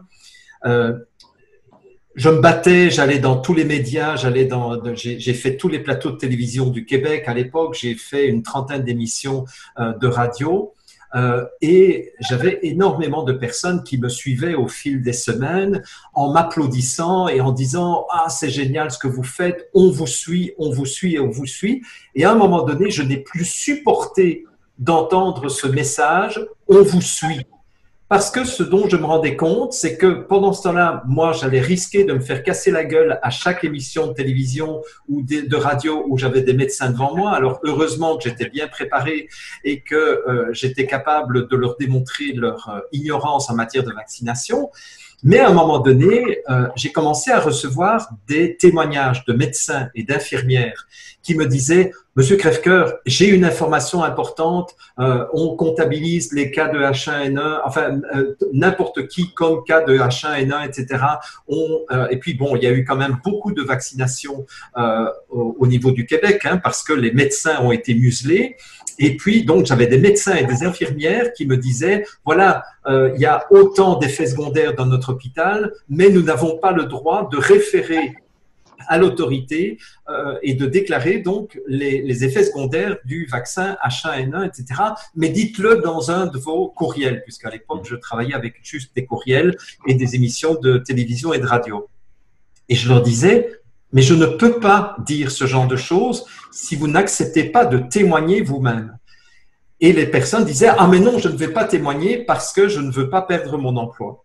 Et c'est là où je voudrais en venir, c'est que ça me ramène en fait une fois de plus, parce que déjà en 2009 j'étais dans cette vision des choses, ça me ramène à la Deuxième Guerre mondiale, où on peut se demander, mais à un moment donné, comment ça se fait qu'il y a eu autant de rafles sur le territoire français? Comment se fait-il qu'il y a eu autant de personnes qui ont été déportées parmi les juifs de la population française vers les camps de concentration, vers les camps de travail, etc. Et la réponse, elle est très simple. C'est grâce, à la lâcheté d'un certain nombre de personnes, grâce aux dénonciations, grâce à la collaboration active de la police française, ou en tout cas d'une partie de la police française vis-à-vis du régime nazi. Et finalement, ce qui a donné du pouvoir pendant un certain temps au régime nazi et qui a probablement prolongé la Deuxième Guerre mondiale, c'est le fait qu'un certain nombre de personnes se sont positionnés dans une non-position, justement, de dire je ne dis rien, surtout je ne dis rien, je ne fais rien, ou même je collabore activement en dénonçant mes voisins qui cachent dans leur cave ou dans leur grenier des juifs ou des gens pas très corrects, etc. Et en fait, je me rends compte que nous nous trouvons exactement dans la même situation. C'est que je désespère d'avoir des gens qui osent prendre la parole et témoigner à visage découvert. Et tant pis s'ils perdent leur boulot. Bon sang, bonsoir, nous prenons des risques. Regardez comme on se fait attaquer. Toi, Tal, moi, Emma, Thierry Casanova, Silvano Trotta, enfin tous, on se fait tous lyncher par les médias. Mais bon sang, mais pourquoi est-ce que nous ne sommes pas 100 000? Pourquoi est-ce que nous ne sommes pas 1 million à nous... je dirais, à témoigner de ce dont nous sommes témoins, puisque le pouvoir de cette minuscule minorité de psychopathes milliardaires, comme je les appelle, ne tient que sur le mensonge. Mais ce mensonge ne peut exister que parce que les gens qui sont les exécutants de ces mensonges sauvent leurs fesses, protègent leur petit confort, plutôt que de dénoncer les choses dont ils sont témoins. Je ne peux pas imaginer les gens qui travaillent dans des compagnies pharmaceutiques, qui produisent des vaccins, se taire, fermer leur gueule. Je ne peux pas imaginer les gens qui sont dans les ministères de la santé des différents pays et de continuer à fermer leur gueule et d'être capables de se regarder dans un miroir le matin lorsqu'ils se maquillent ou lorsqu'ils se rasent. J'en ai marre de tous ces gens qui se cachent, de tous ces médecins qui n'osent pas parler et qui se soumettent à leur ordre professionnel. Quand je vois ce qui se passe pour l'instant au niveau des ordres des psychologues, je ne sais pas si vous êtes au courant, mais Sophie Meulemans en a un petit peu parlé la semaine dernière dans l'info en question. Il y a dans différents pays maintenant des réunions nationales des ordres des psychologues pour voir comment on va manipuler le mieux possible l'opinion publique pour leur faire accepter le port du masque et pour leur faire accepter un vaccin dont ils ne veulent pas. C'est bien. Alors, il y a quelques psychologues qui démissionnent, mais bon sang, mais pourquoi vous n'allez pas jusqu'au bout de votre logique? Ok, vous démissionnez, c'est déjà très bien, mais comme disait je ne sais plus qui, lorsque tous les dégoûtés seront partis, il ne restera dans les institutions que les dégoûtants.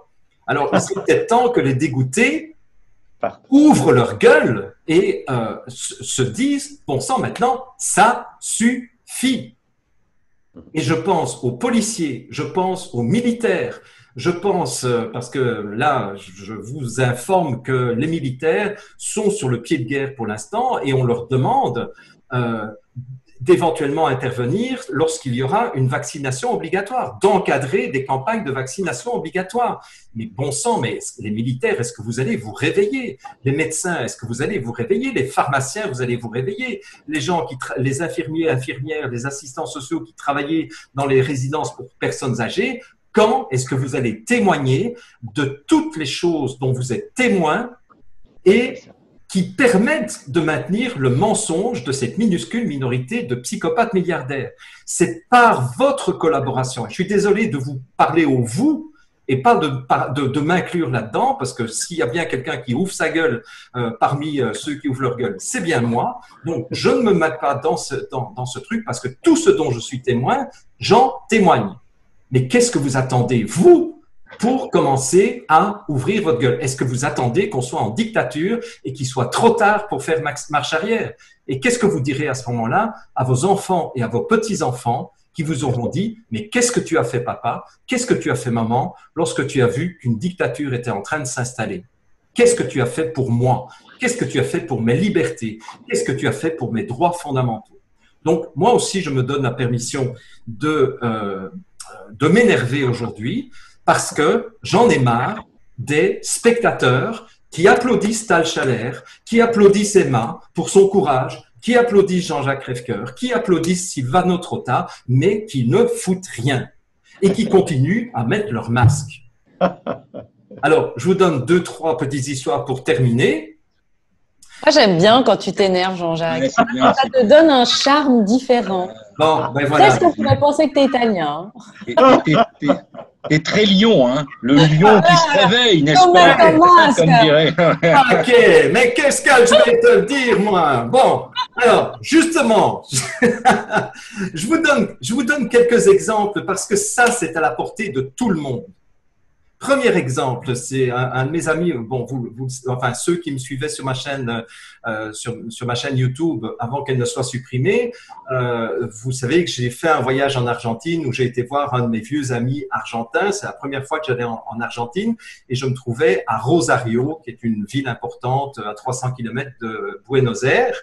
Et donc, j'ai eu un appel téléphonique lundi, donc il y a quelques jours, de mon ami argentin qui me parlait de ce qui s'est passé à Rosario. Et à Rosario, le maire de Rosario est devenu complètement fou, puisque là, il a décrété que le virus devenait beaucoup plus dangereux à partir de 19 heures. Voilà. Donc, du coup, il y avait un couvre-feu à partir de 19 heures. Donc, à 18h59, il n'y a pas de problème, mais à 19 heures, ça devient très dangereux. Bon. Et c'est pas la seule ville, d'ailleurs, où il y a un couvre-feu. Et donc, ce maire de Rosario a dit fermeture des restaurants et des bars à 19 heures à partir de demain ou à partir de la semaine prochaine. Oui, c'était une semaine de délai. Et les restaurateurs, en une semaine, se sont ligués tous et ont envoyé chier le maire de Rosario. C'est-à-dire que le jour où tous les restaurants auraient dû fermer, ils ont tous ouvert. Il n'y en a pas un ou deux qui ont ouvert. Ils ont tous ouvert. Et qu'est-ce qui s'est passé? Eh bien, rien. Parce que la police était complètement débordée. Le maire s'est rendu compte qu'il était totalement impuissant. Et finalement, il est revenu sur sa décision et il a permis que les restaurants soient ouverts. Alors, les gens qui me disent encore dans les commerces, dans les restaurants, oui, mais tu sais, Jean-Jacques, on n'a pas le choix. Mais bordel de merde, qu'est-ce que vous attendez pour vous mettre d'accord avec les gens de votre ville, de votre quartier, de votre village et de dire maintenant, on envoie le gouvernement à la gare. On les envoie on les renvoie avec leurs mensonges, c'est terminé. Nous, on retravaille de façon tout à fait normale, sans masque, sans distanciation sociale, sans… Mais si tout le monde fait cela, mais qu'est-ce que vous voulez que la police fasse encore? Quoi? Arrêter tout le monde? Mettre tout le monde en prison? C'est quoi ça? Regardez, allez, je vous donne encore deux, trois exemples rapides et puis j'arrête de m'énerver.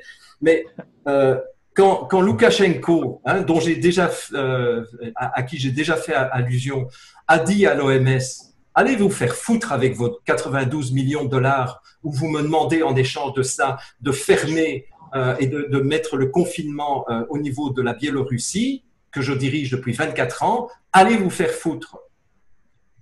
Dans les 15 jours qui ont suivi, c'est le FMI, le Fonds monétaire international, qui lui a proposé 900 millions de dollars. Il leur a dit, allez vous faire foutre. Et qu'est-ce qui se passe? Ben, l'OMS se retrouve en situation d'impuissance. En fait, ce que je veux faire comprendre à ceux qui nous écoutent aujourd'hui, hein, et c'est ce que Thierry nous disait tout à l'heure, à partir du moment où je dis non et où je suis dans ma puissance, l'autre qui était l'autorité qui voulait me soumettre n'a plus aucune autorité sur moi. C'est terminé.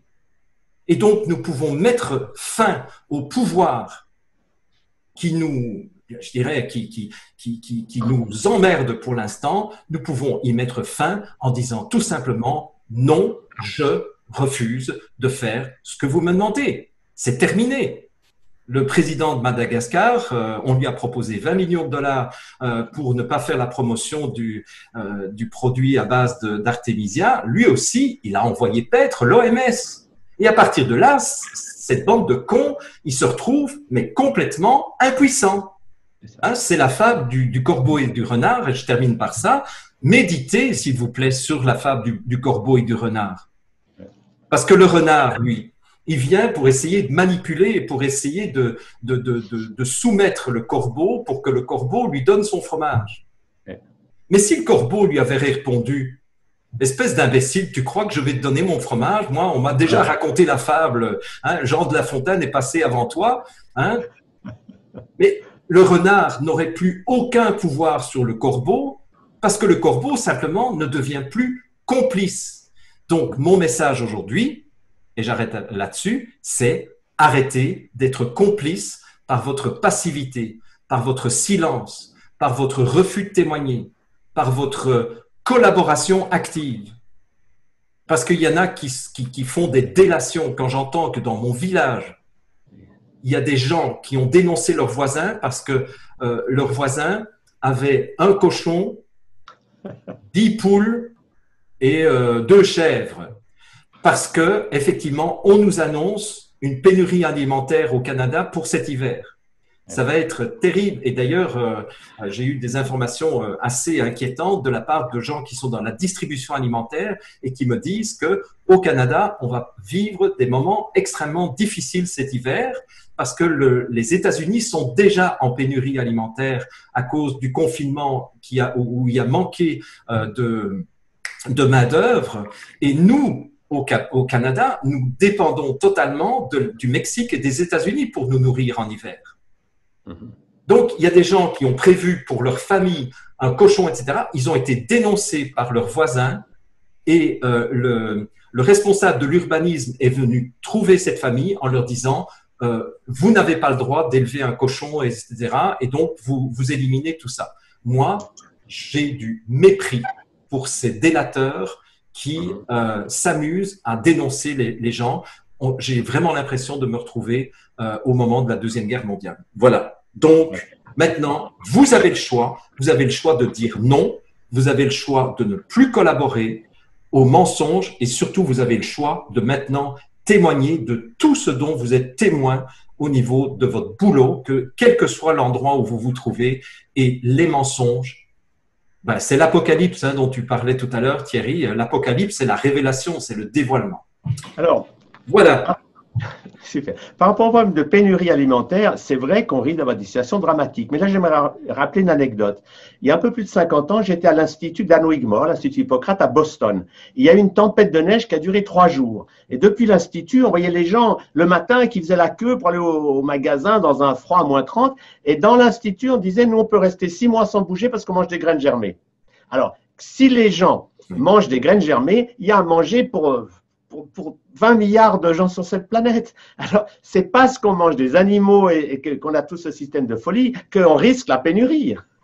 Mais si les gens se rendaient compte, moi j'ai des champs de tournesol à côté de chez moi à Pierre-Latte, mais un seul champ de tournesol, les graines de tournesol, ça permet de nourrir 3 départements ou 4 départements français. Donc arrêtons d'avoir peur de la pénurie. On va devoir changer nos habitudes, mais ça va dans le bon sens. On va arrêter de faire venir des poulets de l'autre bout du monde et de manger des cochons. Enfin, tout ça, c'est un monde qui arrive à sa fin. Et la bonne nouvelle que moi j'ai apportée, qui je pense est une nouvelle très importante, c'est qu'on voit ce changement. Le discours de Robert Kennedy à Berlin, que j'ai mis d'ailleurs sur mon blog, le discours de David Icke à Londres, c'est des discours d'une puissance extraordinaire. C'est vraiment une révolution qui est en train de se faire, mais pas une révolution violente, un éveil des consciences. Et pour moi, c'est l'aboutissement d'une longue lutte, parce que moi, ça fait 50 ans que je dis que les vaccins sont toxiques, inefficaces et dangereux, et que c'est pas de la médecine, les vaccins. La médecine, c'est de soigner une personne après l'autre. Mais donner la même substance à tous, ça ne tient pas la route 10 minutes. Et on a toutes les preuves aujourd'hui qui montrent que chacun a un système différent du voisin. Donc, c'est pas possible de traiter tout le monde pareil. Mais aujourd'hui, ce qui a changé, nous, on a travaillé pendant 6 mois avec un petit groupe, on a beaucoup travaillé, pour amener la preuve absolue de ce qu'il y a dans le vaccin qui est en préparation. Et on a démonté toute l'histoire. On a regardé en détail tous les brevets qu'a fabriqué l'Institut Pasteur. Ils ont fait quelque chose de très subtil. C'est qu'ils ont pris un virus, puis ils l'ont bricolé, parce qu'un virus, on ne peut pas le breveter, c'est de la nature. Alors, ils ont bricolé ce virus, ils ont rajouté dedans le gène de la malaria, le HIV, des tas de trucs, et ils en ont fait un virus artificiel. Le Covid, c'est un virus artificiel. Et leur objectif, c'est qu'une fois qu'ils ont le virus artificiel, ils peuvent faire le vaccin. Et c'est ce qu'ils ont fait. Mais derrière ce vaccin, qui est déjà, ils en ont des millions de doses qui sont prêtes à nous injecter, mais le pire, c'est que dans ces vaccins, ils ont mis des nanoparticules pour que nous soyons tous pucés. Alors, il y a des gens qui ont la peine à comprendre ça, mais le brevet de Microsoft, il est très clair quand on sait le lire. Il y a des nanoparticules dans ces vaccins qui sont déjà préparés, et ces nanoparticules feront que vous n'échapperez plus au système de contrôle. Parce que vous serez dans une vibration où, grâce à la 5G, vous ne pourrez plus aller à la banque si vous n'êtes pas vacciné, vous ne pourrez plus avoir de l'argent. Enfin bref, tout ça, c'est un système totalement dément. Mais on a toutes les preuves qui montrent ça. Et on a fait une vidéo de 8 minutes, que je vous conseille d'aller voir si vous n'avez pas encore vue, qui a déjà été vue par 2 ou 3 millions de gens. 8 minutes dans lesquelles on montre la responsabilité de l'Institut Pasteur. Ce ne sont pas les Chinois qui ont fabriqué le virus et le vaccin, c'est l'Institut Pasteur. Et c'est ce qu'on a apporté tellement documenté par des dizaines et des dizaines de preuves qu'on ne peut pas nous attaquer en calomnie.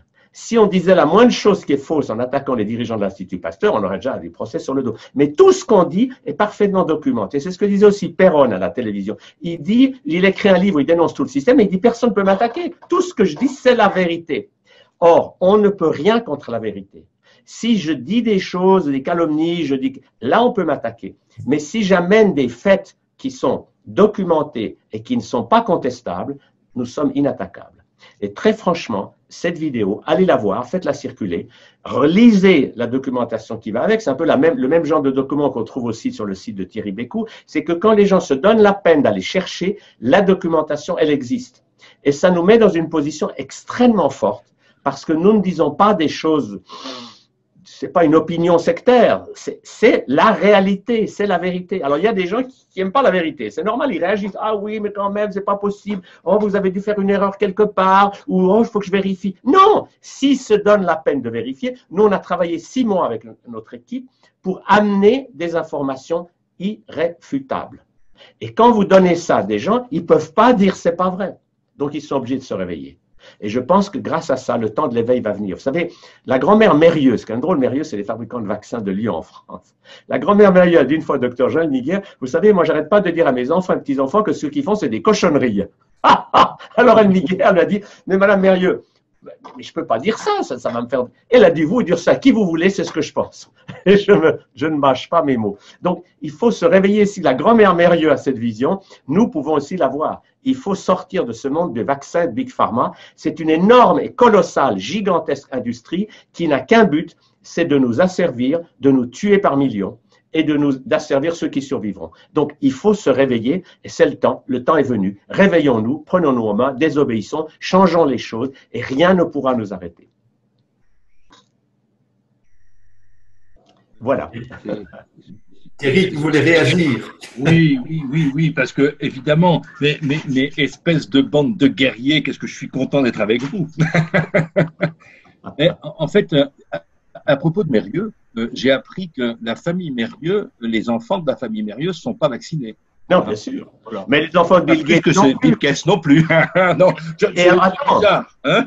Et Madame Trump disait, quand son mari était élu, les gens riches aux États-Unis ne vaccinent pas leurs enfants. Et nous, on avait fait, il y a déjà 30 ans, on avait fait une recherche chez tous les pédiatres de Genève et on avait vu que presque les 2 tiers ne vaccinaient pas leurs enfants. Alors, ça avait fait du bruit parce que les gens allaient avec l'article de journal qu'on avait fait, disaient, docteur, vous vaccinez vos enfants? Écoutez, ça ne vous regarde pas. Mais si, ça me regarde. Pourquoi vous voulez vacciner ma fille si vous ne vaccinez pas la vôtre? Donc, ça avait fait un petit scandale à l'époque. Mais les gens conscients ne peuvent pas continuer à vacciner parce que pour vacciner, il faut avoir le masque sur les yeux. Il ne faut pas vouloir voir la réalité.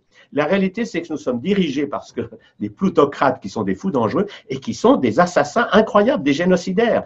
Et ça, c'est dur pour beaucoup de gens de penser que des êtres humains arrivent à être à ce point machiavéliques. Mais ils le sont et ils le disent et ils affirment. Quand ils vous disent tranquillement qu'ils veulent diminuer la population mondiale, vacciner tout le monde, ils ont des idées parce qu'ils sont dans leur tête et ils sont soutenus par des forces négatives, des forces sombres, mais leur règne est en train de s'arrêter. Et moi, je suis persuadé que la bascule va se faire très vite. Oui, Emma. Oui, je voulais juste faire une petite parenthèse à propos des mesures qui ont été données parce que, tu vois, quand je t'entends, Jean-Jacques, pousser ton coup de gueule, tu sais, ça se réveille. En tout cas, c'est ce que je ressens de la part des corps de police.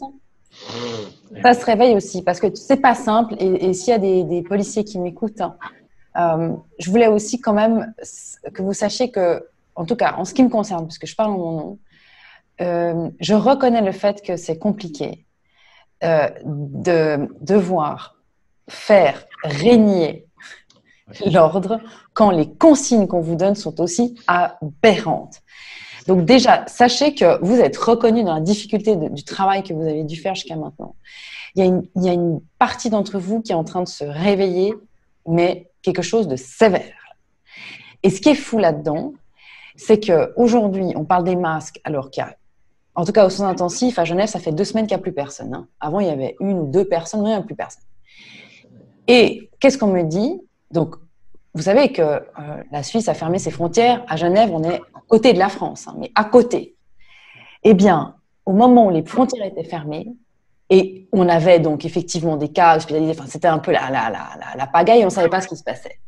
Les policiers qui étaient mis aux frontières, donc ce n'étaient pas les gardes frontières, c'était des policiers qui étaient mis là, les gardes frontières, enfin les douaniers, pardon, étaient en douane volante. Donc ceux qui étaient mis aux frontières fixes avaient l'interdiction de mettre des masques. Pourquoi?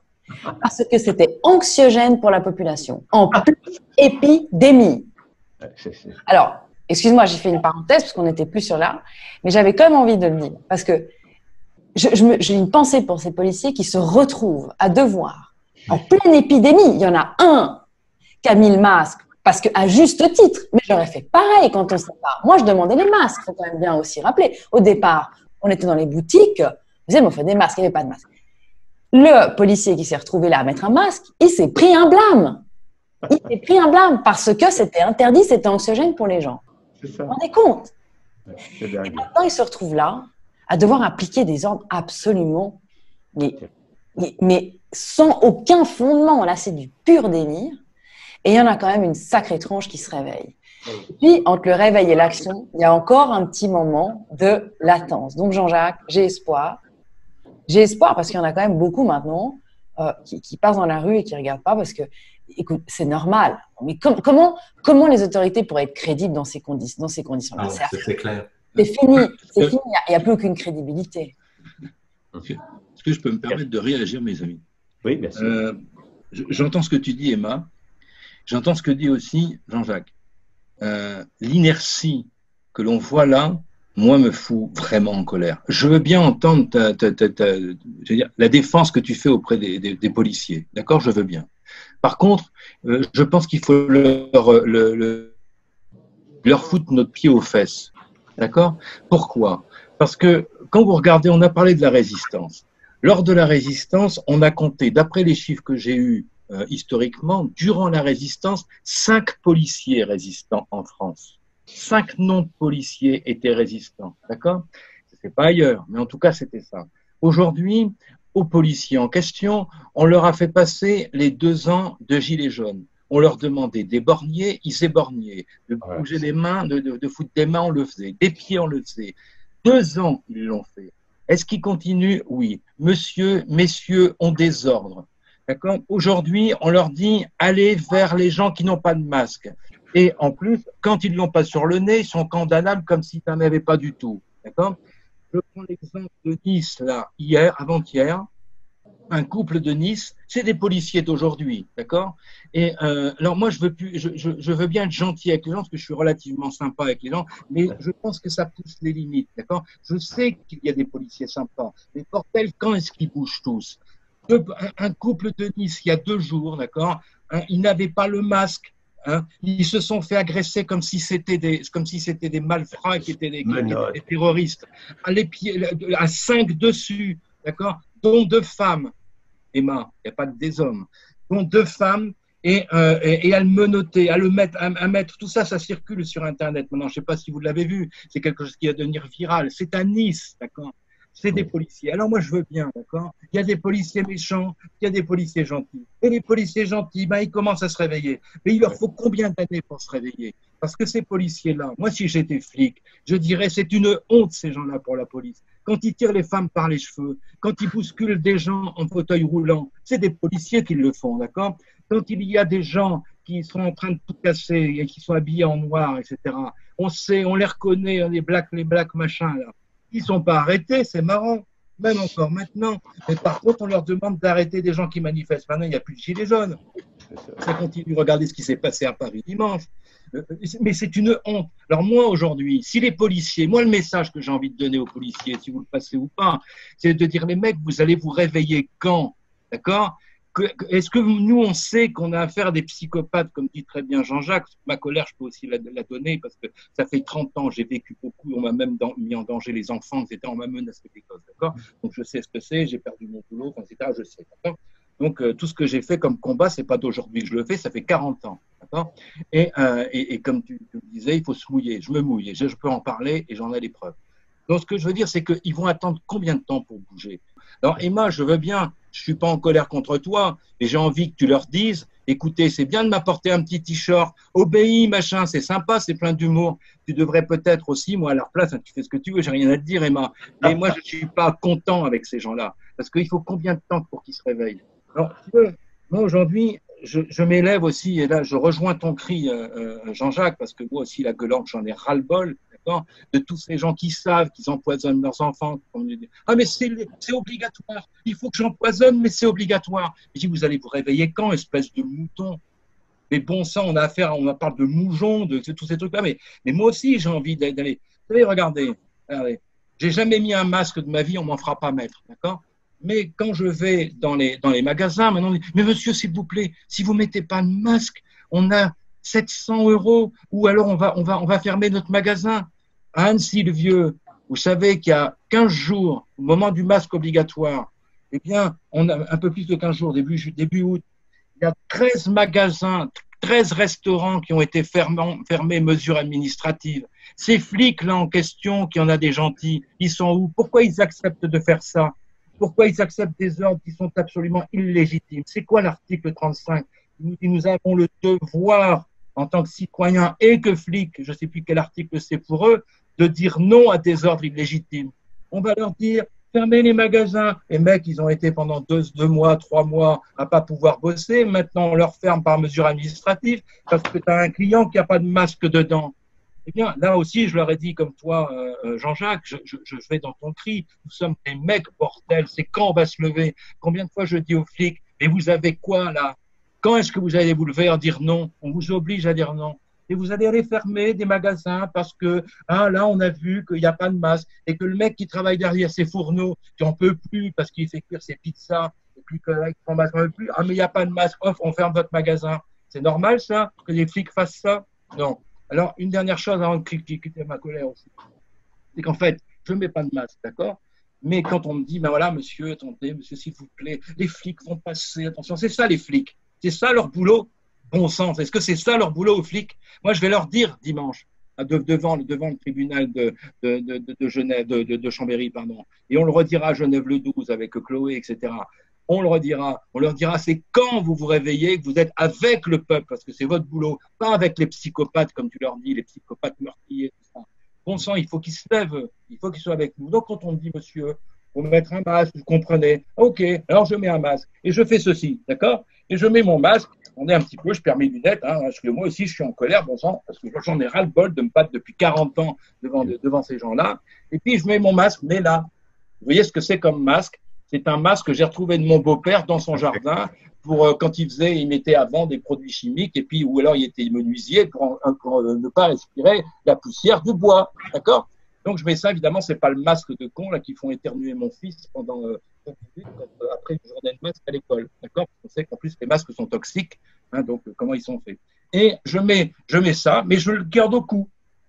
J'ai bien un masque. Et quand je rentre dans les magasins, là je vous propose de le faire. Et ça peut être n'importe quel masque, on va dans les stocks américains, c'est pas un masque classique parce que sinon ça se voit pas. Là les gens ils voient tout. Non seulement j'ai pas le masque, mais en plus ils voient un truc machin bordel, c'est quoi ce truc là? Et ils me regardent derrière leur masque en disant c'est qui celui-là, c'est qui celui-là. Et je dis ça, vous savez ça, c'est le masque contre le virus de la connerie. Mais on ne le porte pas, c'est simplement symbolique, d'accord? Et on me dit oui monsieur, il faut porter votre masque. Alors je dis non. Écoutez, on vous demande de ne pas prendre de client qui n'a pas de masque. J'ai un masque, donc vous êtes couvert. Et si la police, vous me l'envoyez. Moi je m'arrange avec la police, il n'y a pas de problème. Gendarme, police, tout ça, j'en ai rien à faire. Parce qu'on est dans notre droit. C'est là où je disais tout à l'heure, attaquons, ne nous défendons pas. Nous sommes dans le droit, nous sommes dans la légalité. Bon sang, c'est quand qu'on va redevenir des hommes? Quand j'entendais le discours de David Icke à Londres, pareil pour d'ailleurs Robert Kennedy, il dit, réveillez-vous, d'ailleurs c'est le titre de son dernier livre, arrêtez d'être esclave. Un de ces livres que j'ai à côté, c'est Esclave, Esclave d'un moi fantôme, etc. Et son dernier, c'est Race humaine, lève-toi, soyez des lions, levons-nous, comme disait tout à l'heure, arrêtons de nous mettre à genoux. Et là, je rejoins le discours à la fois de Tal et puis de Jean-Jacques. C'est fini d'être gentil. C'est fini de dire, les gens, les flics, excuse-moi Emma, mais là j'ai tellement été confronté par ça depuis 40 ans, dans les tribunaux, etc., au niveau européen, etc., et à l'ONU, et en France, à la 17e chambre correctionnelle, j'ai travaillé beaucoup avec Christian Cotten, que je remercie aussi maintenant, avec Politique de vie, qui fait un travail absolument extraordinaire dans l'esclavage des enfants. Tous ces gens-là qui sont mes amis proches, j'ai 40 ans de bagarre là-dedans, et 20 ans, j'ai commencé à 20 ans, j'en ai 60. Eh bien, je ne peux plus supporter ça. Ils vont attendre combien de temps, ces gens, à bouger? Tu vois, Thierry, pourquoi ils font ça? Je vais te dire une chose. Ça fait 40 ans que tu te bagarres et concrètement, est-ce que tu as vu un grand changement dans l'attitude de l'exécutif, c'est-à-dire de la police? Apparemment pas. Moi, j'ai pas la parole divine, mais je vais te dire une chose. C'est que quand on montre l'exemple, on a beaucoup plus de résultats que quand on dit aux gens « levez-vous, réveillez-vous ». Ça, c'est mon expérience. Aujourd'hui, j'ai jamais dit à la police « réveillez-vous, bon sang, venez nous protéger », mais j'ai montré l'exemple en prenant le risque de tout perdre dans mon travail.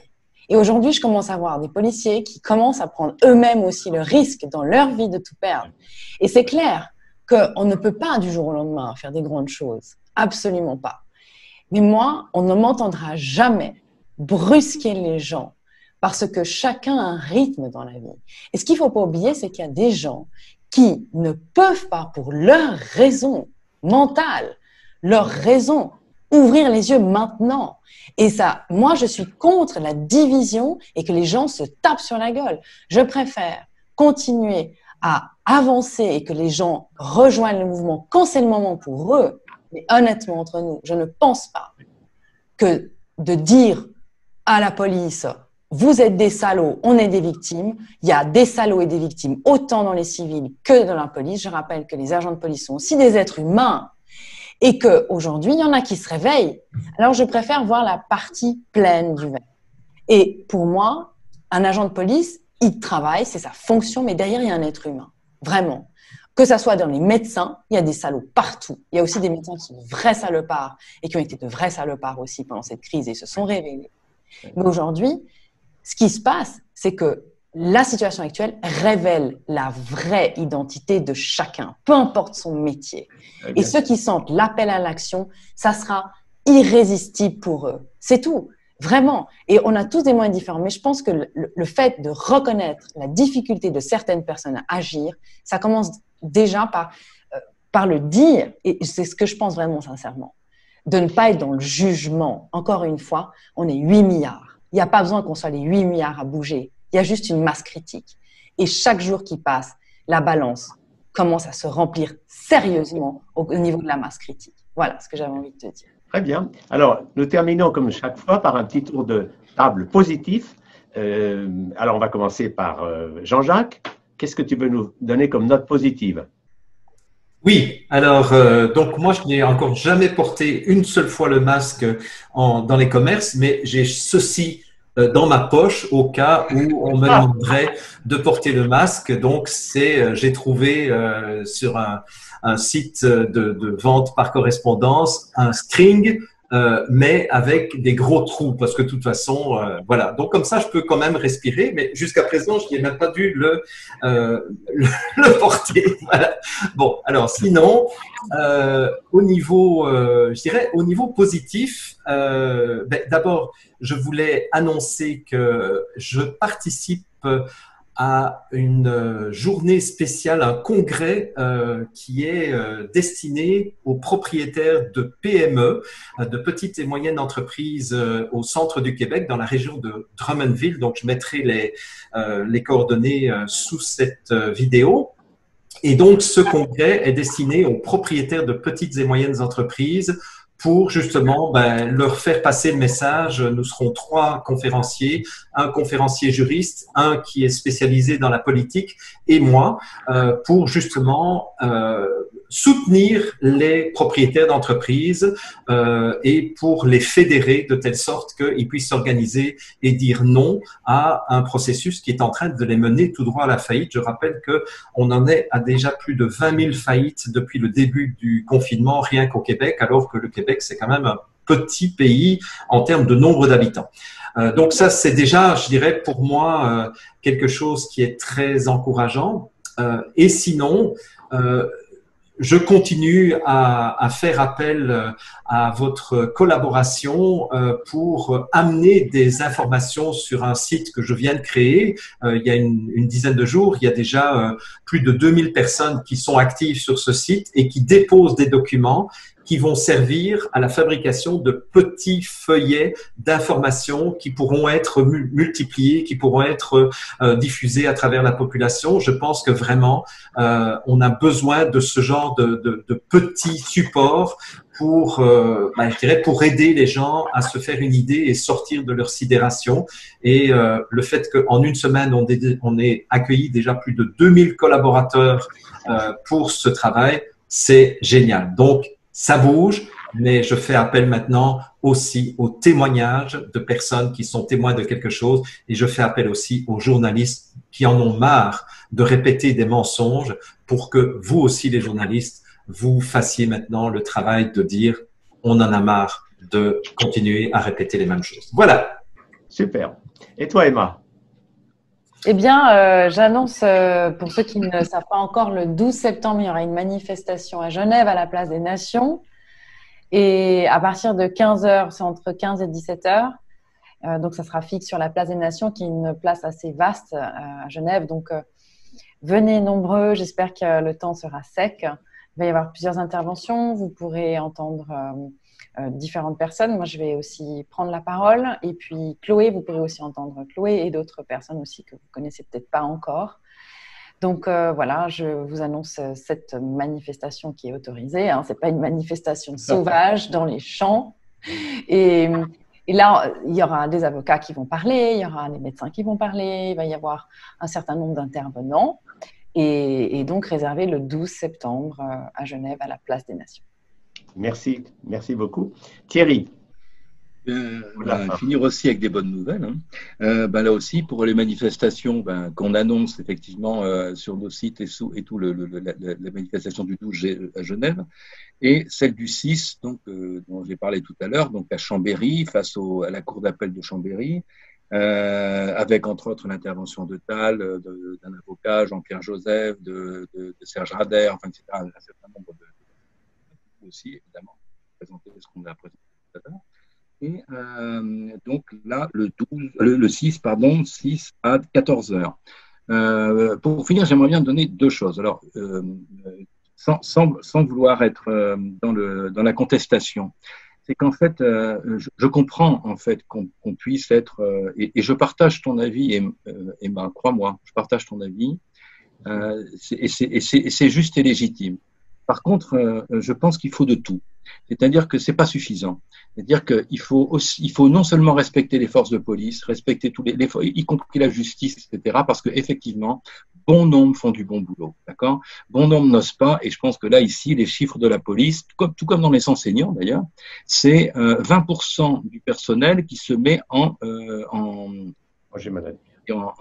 maladie, je pense. Ça, ouais. Parce qu'ils ne peuvent plus accepter le système. Donc, effectivement, je vois ça. Je discute avec beaucoup de forces de police, etc., qui, effectivement, je fais le même constat que toi, en France aussi, en Savoie aussi, et qui disent, là, on en a marre, on n'en peut plus, c'est un système pas possible. Par contre, il est nécessaire aussi, bon, ça, c'est plus peut-être la force masculine et féminine, hein, moi, je suis un homme, donc je le dis, j'ai aussi pas mal d'expérience dans le domaine, c'est de dire qu'aussi, ils ont besoin aussi de se faire réveiller, ces gens-là, et pas simplement la justice, la police, la justice aussi, et la scène administrative. Il faut de tout, d'accord. Le pacifisme ne suffit pas. L'attitude pacifique juste ne suffit pas. D'ailleurs, à ce propos-là, durant la Seconde Guerre mondiale, il y a eu 2 ans de manifestations pacifistes avant que les pays des Alliés donc entrent en guerre contre Hitler. Hitler ne demandait que ça. Les pacifistes ont retardé l'entrée en guerre des Alliés pendant 2 ans. Et en disant plus jamais ça, il y a eu 14-18, c'est qu'on n'a plus envie. Donc plus jamais ça. Et pendant ce temps-là, les politiques, ils ne savaient pas quoi faire. Effectivement, il y avait plein de manifestations partout en disant non, on ne veut plus la guerre, Pendant ce temps-là, Hitler, très content, il annexe la Pologne, et etc. Il fait tous ces trucs. Et puis pendant ce temps-là, ces gens-là, les méchants, les psychopathes, eux sont bien contents, ils continuent, eux ils cherchent pas à savoir. Je veux dire, aujourd'hui, c'est urgent ce qui est en train de se passer. Et c'est pour ça que je parlais des 2 ans, gilets jaunes et avant, etc. C'est qu'aujourd'hui, c'est maintenant qu'il faut bouger. On n'a plus le temps de dire maintenant, et le vaccin, il arrive là. Est-ce que les militaires dont parlait tout à l'heure Jean-Jacques vont effectivement intervenir et ça? Il est temps maintenant, il faut bouger. Et des fois, un bon coup de trick, ça fait du bien aussi. Et dernière chose, je voudrais finir par quelque chose de très positif. Parce que même tout ça, je pense que c'est possible. Moi, je suis très, très optimiste par rapport à ce qui est en train de se passer. J'attendais que ça depuis très longtemps. J'ai commencé par l'optimisme et je voudrais finir par l'optimisme. Comme je vous disais tout à l'heure, je suis astrologue. Et je travaille beaucoup sur la symbolique des signes. Or, les signes astrologiques, les 12 signes, représentent les 12 travaux d'Hercule au niveau de la mythologie. Comme les 12 étoiles du drapeau européen, en passant. Les 12 étoiles qui se retrouvent autour de Marie, etc. Toute cette symbolique, elle est là. Bleu et jaune, c'est pas pour rien. Qui a été aussi mis à l'envers. L'Europe qu'on a maintenant, c'est certainement pas le projet du départ. Et en fait, dans le signe du Scorpion, eh bien, c'est le signe de l'hydre de Lerne. Et lorsque Hercule va devant son maître pour qu'il lui dise quel est mon prochain travail, le maître lui dit, écoute, tu dois aller dans tel village, tuer l'hydre de Lerne qui mange tous les habitants. Et l'hydre de Lerne avait 7 têtes ou 9 têtes, je ne sais jamais, qui représentaient les 7, 9, je ne sais plus. 7. Les 7 représentaient les 7 péchés capitaux. Et Hercule, très facile, lui, costaud, son épée, il coupe les têtes. Et il se retourne, il revoit non plus 7 têtes, mais 14. Il recommence, il recoupe les têtes. Et c'est plus 14, c'est 28. Et là, il se dit, waouh, il y a un problème. Plus je coupe les têtes, et ça c'est pour revenir à ce que tu disais Emma, c'est une des façons d'agir aussi, ça ne va pas. J'utilise la force, je coupe les têtes, plus je les coupe, plus elles repoussent. Donc c'est pas comme ça que je dois faire. Il se met au bord de la mare. Écoutez bien, la mare, c'est le marais. Vous entendez Trump qui dit on va assécher le marais. C'est ça. On est là-dedans. Et qu'est-ce qu'il se dit? Cette hydre se nourrit du mal, des mensonges, enfin des péchés capitaux, la puanteur, enfin tout ce qu'on peut imaginer dans la mare. Oui. Il a l'idée géniale et il se dit ok, je dois rentrer dans la mare. Et si je soulève l'hydre et que je la décolle de la mare, eh bien, elle va s'assécher, elle va mourir. Et c'est effectivement ce qu'il fait. Il va dans la mare. Ça veut dire que nous devons aller dans les problèmes aussi, dans nos propres problèmes à nous, dans notre propre mare, et aller soulever l'hydre, la mettre à la lumière. C'est ce qu'on est en train de faire. C'est l'Apocalypse. On révèle les choses. Et c'est ce qui est en train de se faire. Et quand on voit, et donc quand il l'élève, il la décolle du marais, l'hydre s'assèche et elle meurt. Eh bien, c'est l'assèchement du marais. Et c'est ça le beau message que je voulais vous passer pour conclure. Et je vous remercie de m'avoir invité. C'est que nous sommes dans l'assèchement du marais. L'hydre est en train de crever. Elle n'est pas encore morte, mais ça vient. Elle ne va pas durer longtemps d'ailleurs. Parce que nous, on voit qu'à la suite, par exemple, de notre vidéo, le directeur, M. Hudson, directeur de Sanofi, a dit que le vaccin, ça serait pour mars l'année prochaine. Donc, il est déjà en train de botter en touche. Donc, ces gens-là, ils sont en train de perdre pied. Moi, dans la même ligne que ce que faisait Jean-Jacques, j'ai aussi un masque. Un masque avec plein de trous. Mais je suis masqué avec ça. On ne peut pas me dire que j'ai pas de masque. L'autre chose que j'ai trouvé, j'étais sur un marché. Et puis, je voulais pas mettre de masque et tout le monde était sur ce marché. Et tout d'un coup, j'ai vu des fumeurs. Alors, je suis entré dans un magasin et j'ai acheté un cigare. Et comme j'avais mon cigare, ben, je n'avais pas besoin de masque. Je n'avais pas besoin de le fumer. Alors, je me suis promené, j'ai fait tout le marché avec mon cigare. Et j'étais mort de rire. Personne ne pouvait me dire une remarque. Quand on voit un fumeur, alors l'autre technique, c'est vous prenez un sandwich ou une glace à la vanille ou une fausse glace et vous avez votre truc à manger. Et personne ne peut vous attaquer. C'est juste pour l'humour. Moi, je termine aussi sur une note très positive. Je pense que nous sommes à un moment fantastique de l'histoire de l'humanité qui est vraiment l'éveil d'une conscience planétaire. Le bon côté de ce Covid, c'est qu'on a pris conscience qu'on était tous, il n'y avait plus de frontières. Il n'y avait plus, ça c'est leur affaire. Non, on est tous dans le même bateau. Et on est tous en train de prendre conscience que notre futur, c'est d'arrêter tout ce qui n'a pas marché dans le passé. Les guerres, les conflits, l'obéissance à autrui, etc. La clé de notre futur, c'est que chacun se dise, je sors de la peur, parce que la peur, ça fait que je donne mon pouvoir à quelqu'un d'autre, je lâche ma peur, je me centre et j'obéis à ma voix intérieure. Et ça, c'est ce qui est en train de naître. C'est l'éveil d'une humanité de gens conscients qui font ce qu'ils sentent de juste. Point. Et chacun va trouver sa façon, mais il va faire ce qui est juste pour lui. Il va arrêter d'obéir à quelqu'un d'autre. Voilà le message. Je peux vous rajouter une toute petite chose juste avant qui me vient comme ça, qui me semble importante. On a tous entendu parler de Guantanamo. Oui. Hein, Guantanamo, qui était effectivement, on mettait normalement destiné aux terroristes que l'on créait nous-mêmes, d'ailleurs, que l'on finançait en parallèle. Oui. Aujourd'hui, est-ce que vous savez combien il y a de pensionnaires à Guantanamo? Il y en a beaucoup. Non, il y en a 6.